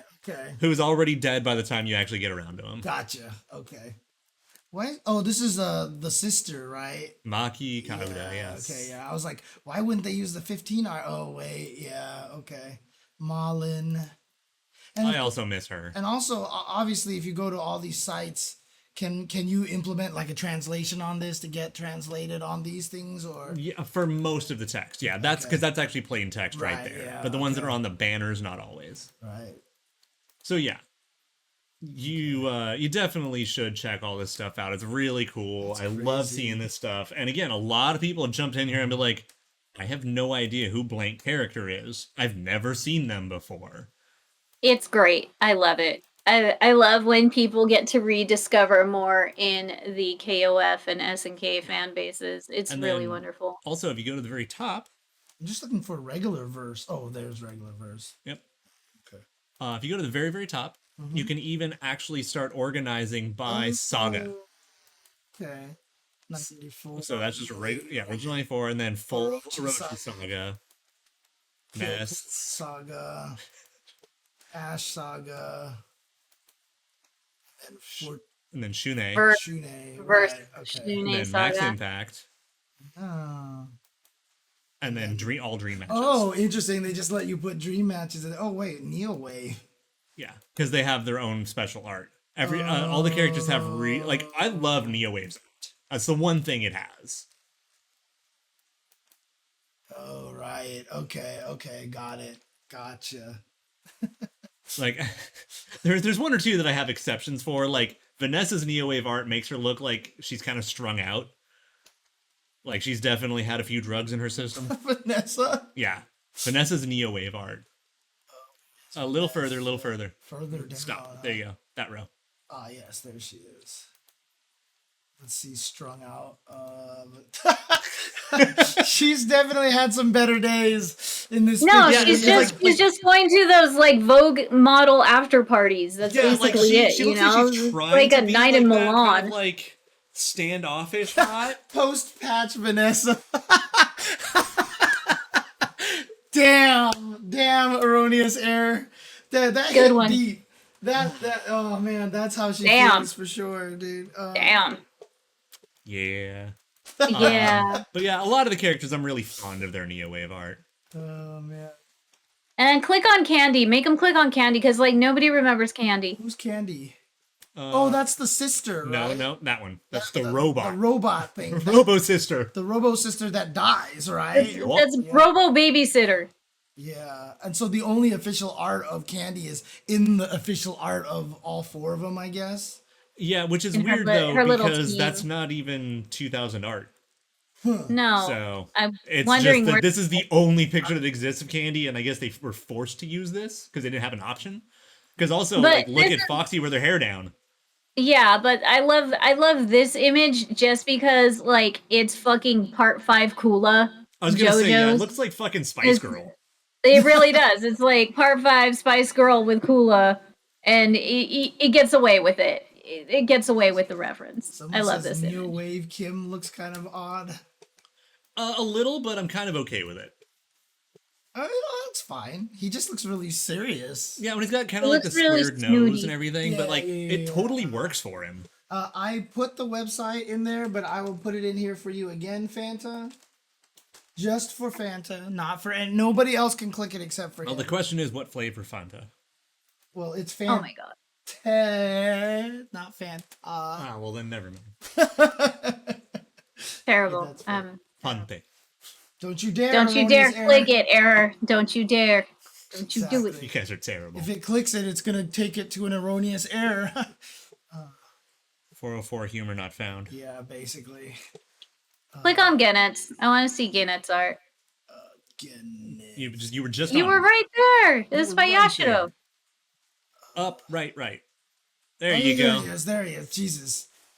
This is That's why one of my favorites. My friend called me world's greatest detective because I couldn't find anything in the Batman game. So, because Are I you was using detective mode? Dude, I mean, I was in the bell tower and he was like, go up the bell tower to blah, blah, blah. And I'm trying to find the bell tower in the church. And you know how I am with 3D games, right? I ran around in circles inside the church forever. And Jason's just sitting there watching me, shaking his head. And I finally run and stop. And there's this giant sign that says bell tower with an arrow over there that I ran past like 17 times. Like literally, I ran past that sign 17 times. Because like, was it in Comic Sans at least? God, thank God. No, because if it was, then it'll be like, oh, you were repressing it. Yeah. I just have, and then like when you mark a building or you mark a spot on the map, Do the pull downs. when you mark a spot on the map, there's a giant green arrow flashing straight down, and I never saw the arrow. I was trying to find where I marked it and circling around the building over and over and over and over again. Which one do you want me to click? Just all of them. Just scroll through them. Okay. Jason was like, what about the giant green arrow? And I was like, what giant green arrow? He's like, there's literally a giant beam of light shining down onto the thing. I mean, I've seen you in your own house, so I believe it. Yeah, basically. Yeah, so by the way, he was playable in the PS2 version of 2002. And that went badly. That's right. Okay. Because he was broken, right? It's pretty must. I mean, the thing is, the console exclusive characters to 2002 on PS2 all were buggy as shit. I really like this art here. It's fucking This awesome. art is really good. Is it just 2002 Unlimited just has good art? Or Pretty much in general, yeah. Okay. I mean, don't we have a copy of that one from Lawson? Wasn't that part of the promo? I didn't think we got that one. We might have. I'll have to double check. Oh, this is Riot Iori, Riot Leona. Got it. And then Orochi CYS. Right, because you got Orochi here, Orochi CYS. Fucking bow. Character nobody. Who's this? Who? Yuki? Oh, Yuki. Kyo's girlfriend. Important to plot for some reason. Okay. I was just gonna let that one happen. I wasn't even aware that Kyo had a girlfriend. I know you guys have mentioned it before. I couldn't believe she actually shows up in like endings of 15. Oh, really? I was so proud of them. Dang. This is all Shinkiro art here for sure. And this is not Shinkiro art. That is not. That is Mona. This almost feels like didn't like they swap artists? Like this almost looks like the Kino Nishimura art or something like that. Like very close to it. Just put a skull and crossbones on the hat, and it's the same character. Yeah, the hat just got bigger and bigger and bigger here. It's like Ino. No, it's like one of the those internet memes of every 10 likes, I'm gonna make it 25% bigger, Yeah. and then it just starts going around the planet. Yeah. Well, like I said, it just makes you think of Ino, because Ino's hat just gets bigger and bigger every single time. To this day, my favorite representation of Bao is still SBC Chaos, where he lives in Hugo's hair. Was that the only place he was? Was in Hugo's hair? Yes. What? Dude, Japan is way too obsessed with like that fro kind of hairstyle. Fucking awesome. Right? I mean, with Saz and putting. I mean, look at Bobo. Yeah, There you Bobo, go. of course. Bobo? Bobo. That sounds like how you say I want to go down in the elevator in Tagalog, but I mean, what? An anime series, Bobo. Okay. Yes. It's amazing. An amazing anime series, all right? Leave it at that. His name's a pun. Is it supposed to be? Thank you, Slick Tricks. At least you understood. I mean, I can't see the chat through Jasmine anyway, so. Basically. It's hard no, to see through Jasmine. Shingo and Kim do not have their 15 representation That's yet. a cool artwork. Yeah, no, for sure, Kim, not yet. So, because we don't have any official art, we only had the sketch reveal art, sketch, yeah, sketch art. yeah. So there's no final render yet. Yeah. Okay. Anyways, the site's really cool, and you should check it out and go do stuff. You can play on it all day long. better Mary representation.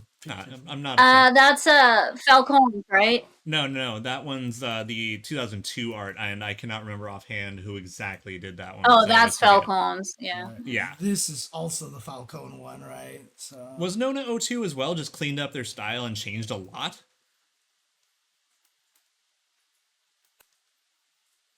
I always thought that one was pretty cute. Yeah, that's a good one. But I always loved the 2000 one. Just because it's like, whoa, guys, calm the fuck down. Oh man. Okay. It should have been him spinning. Yeah, no, it's neat sight here. It's really nice that they take the time to do something like this. All right, we'll go ahead and we'll go ahead and take Error's request here. 2000 Andy. 2000 Andy, huh?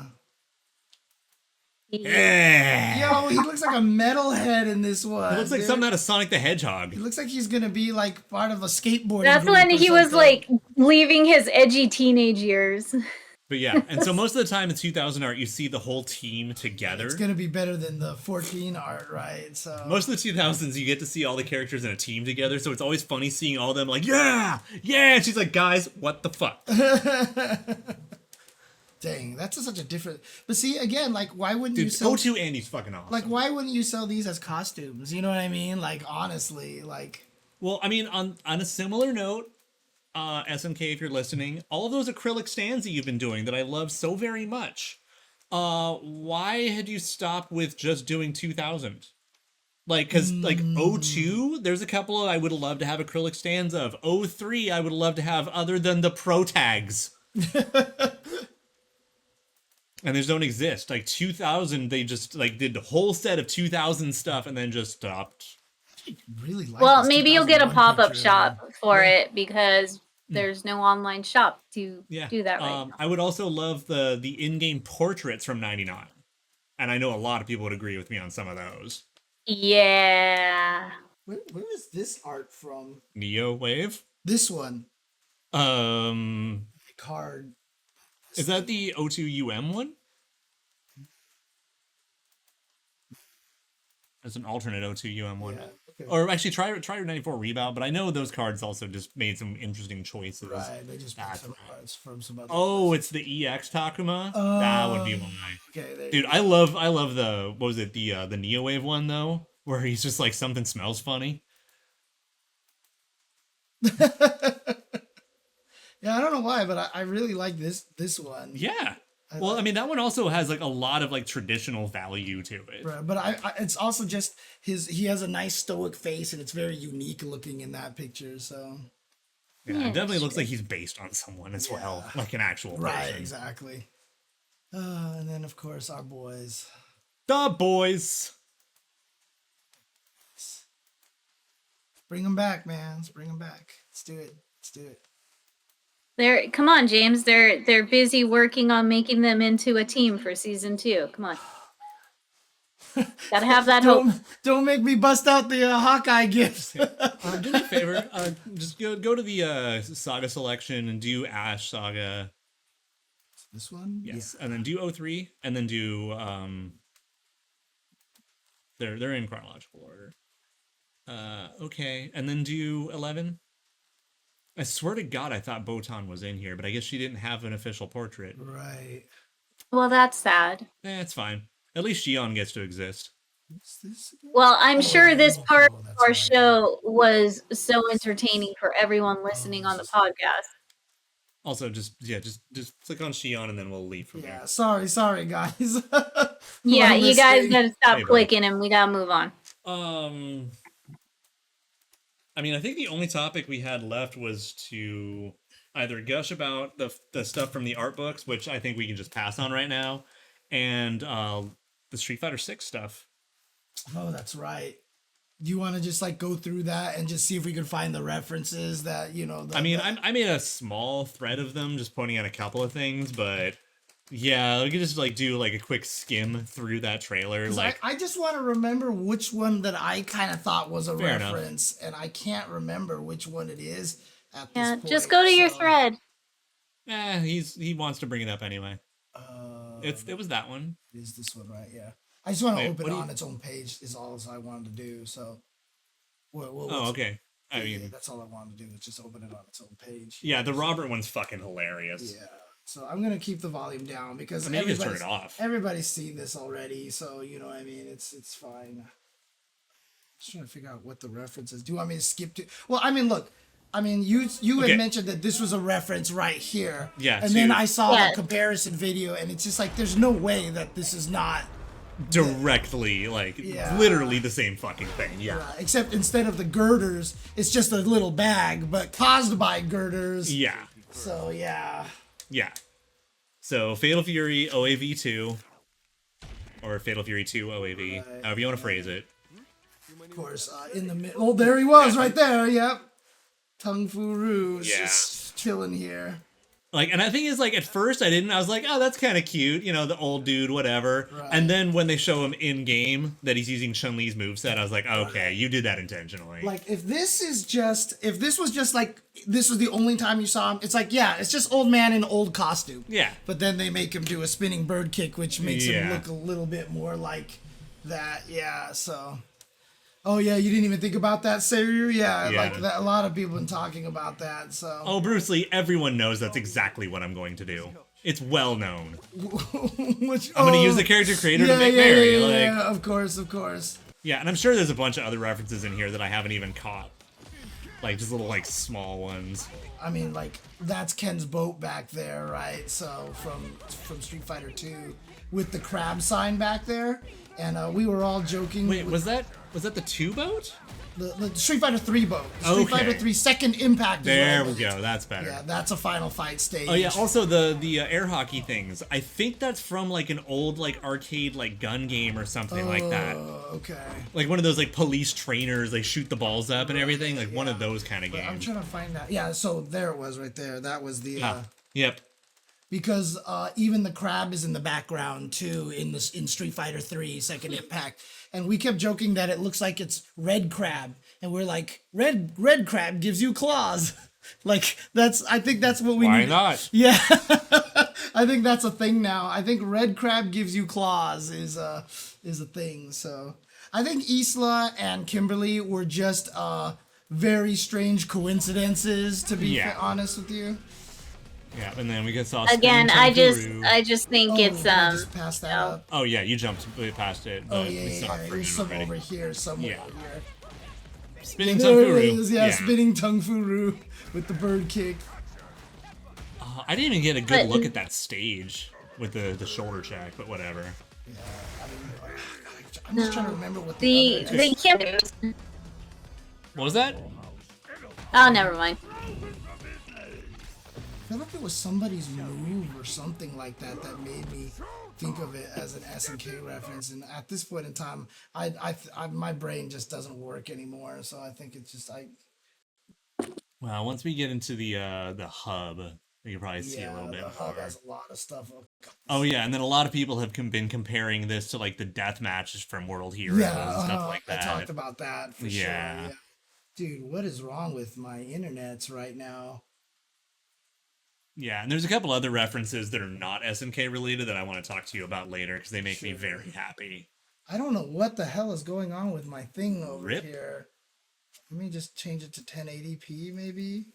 We live in the future. You can drop it down to 1080. Yeah, I know, right? But yeah, this is where you see the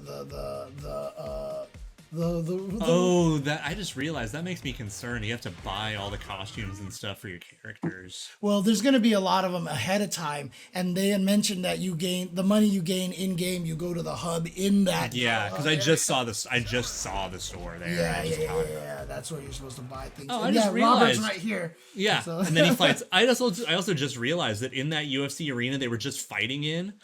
It has what's his name? Luke's Buckler brand, as well as the Metro City.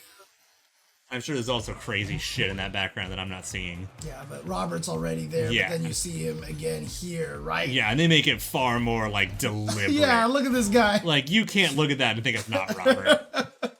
Like, they just made Robert here. Except with a puffy Robert wasn't a puffy jacket. It was a vest, though. Right. No, it's a brown vest, but it's We all get it. Yeah. Yeah, they said that that's a DJ station, so I hope you can like play a lot of the old game music there as well, like in KOF.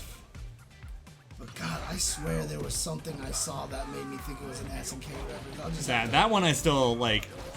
That one's more JoJo's to me than Yamazaki. Yeah. I mean, the thing is, like, it just bothers me because I don't like that move for Sim because it's too wild. Yeah, I agree. I agree with that. So, yeah, I'll never remember what it is. But yeah, there definitely seems to be a lot of love letters, homages here, and stuff like this. It's nice to see the like playful back and forth bullshit again. I'm here. I mean, like I said, this doesn't even feel like a playful back and forth. This just feels like we love all the other fighting games, so here's references to them. Oh, you know? Actually, there was one tiny thing that also got me is during the Tung Fu Roo spinning scene, the opponent rolls. Yeah. Yes, I saw that. And I forgot that was one other thing that kind of made me chuckle. Hell? Yeah, right there. He's got a freaking like Ken roll. Oh yeah, this stage. I really want to take a good look at that stage later. Yeah, that's the Honda stage. Yeah, basically. I haven't actually gotten to look at it very much. I've looked at a bunch of the stages here. This is the one. Actually, this stage I felt like almost was like a KOF 98, that very famous freeway stage. Oh, you mean the Osaka stage? Yeah. Also, no L. What? No L. No L. The blue in the back. Yeah. Oh, okay, yeah. Yeah, that's because there's another one where they're more in the center, and it looks a lot like that stage to me. So that's reasonable. But this is just a parking garage. Is it a parking garage? Yeah, that's the spiral there is and everything too. Yeah, you're right. They're just fighting inside Universal Studios. That's it. Yeah, pretty much. That's just that spiral garage. That's used in like every commercial for a car. Yeah. The freedom to go where you want to go.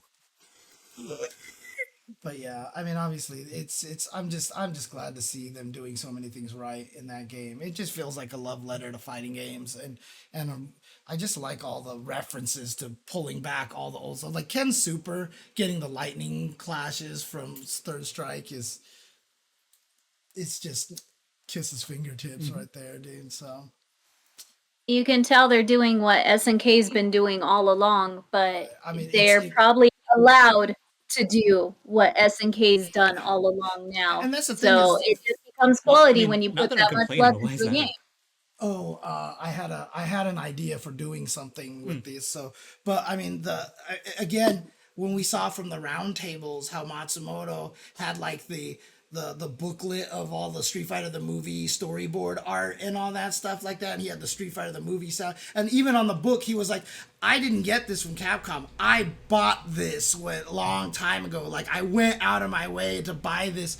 It's just one of those things that like it's very clear. Yeah, that, like in hindsight now, you're like, oh. And he loves Kenso. Like he said, Kenso is like one of his favorite characters. Like it's very clear that those two, Nakayama and Matsumoto, are just big fans of fighting games in general. And it's nice that they have the ability to show that off finally. Yeah. I mean, but the rule of Spider-Man: with great power comes great responsibility. Mm-hmm. Yeah, exactly. And that's the thing that I like about it so far too, is that a lot of the references in Third Strike, I mean in Street Fighter 6, to all the old games and everything like that, it's subtle. And they're not like trying to throw it in your face, right? Like there's a lot of things that are out there that are like, look, it's a reference. Oh my God. Oh, and look.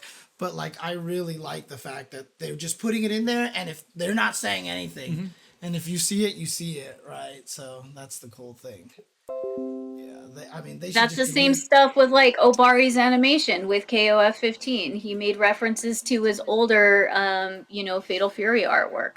It's just when you get to put that much love into a game, like I was saying they did for KOF 15 or what they've done for KOFs in the past. Just look at how much love went into their backgrounds. Yeah.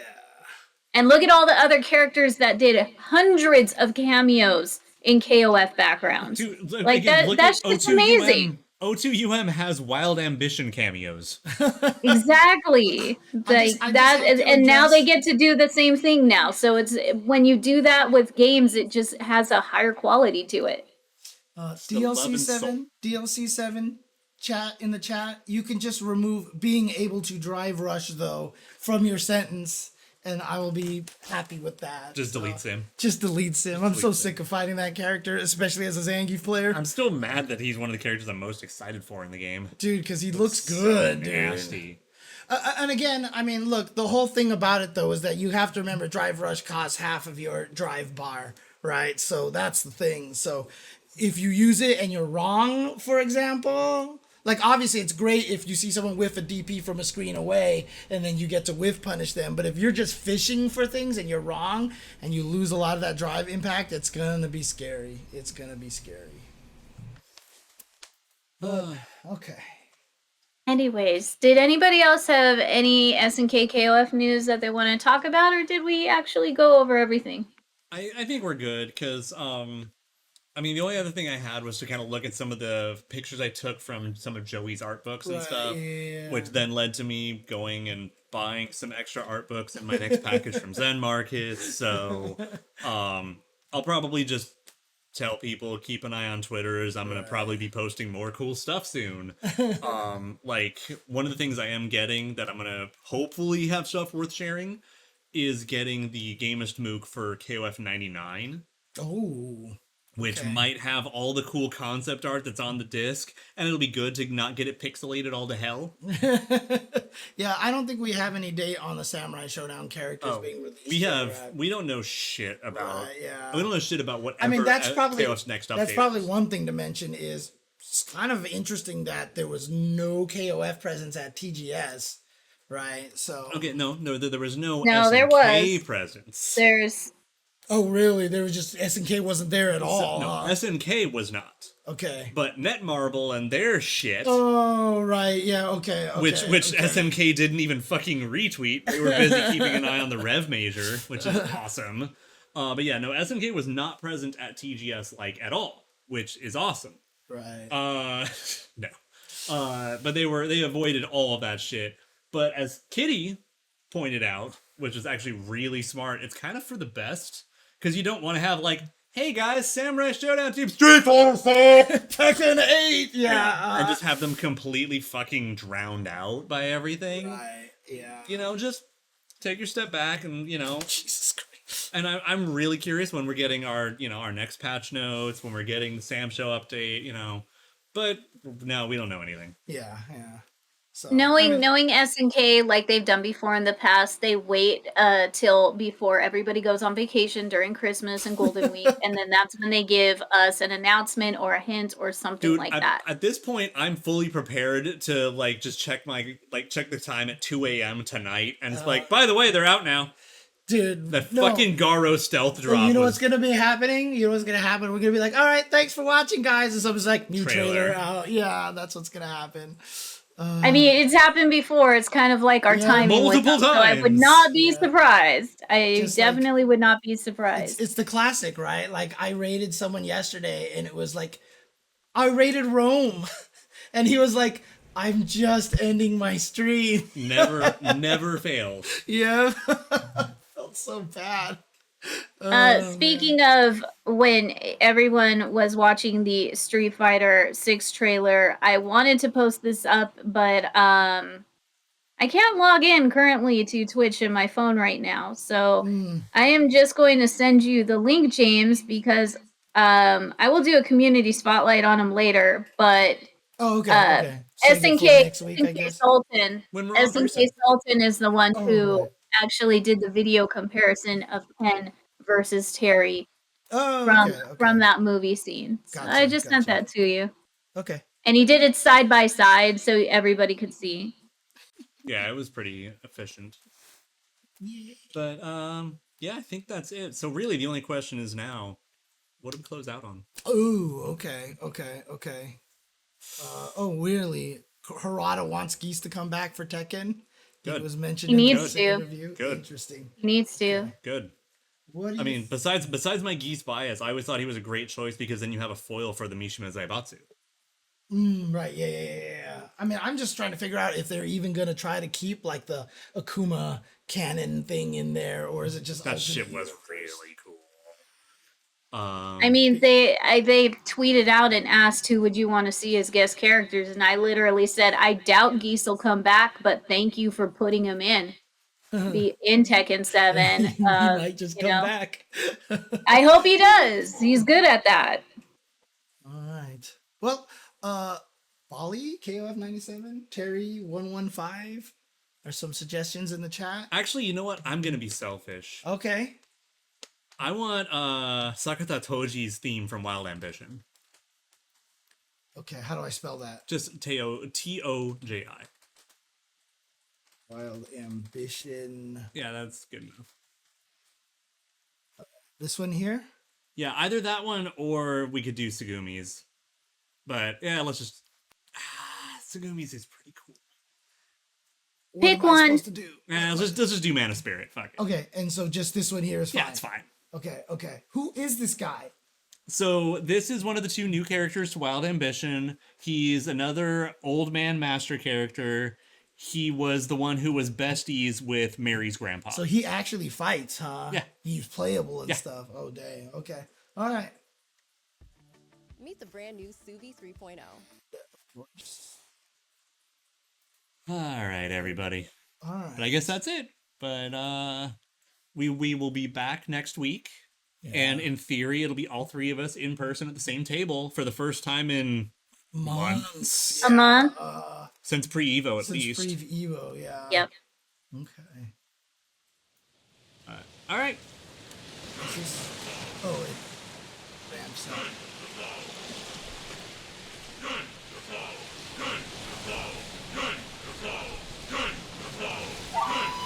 So quiet.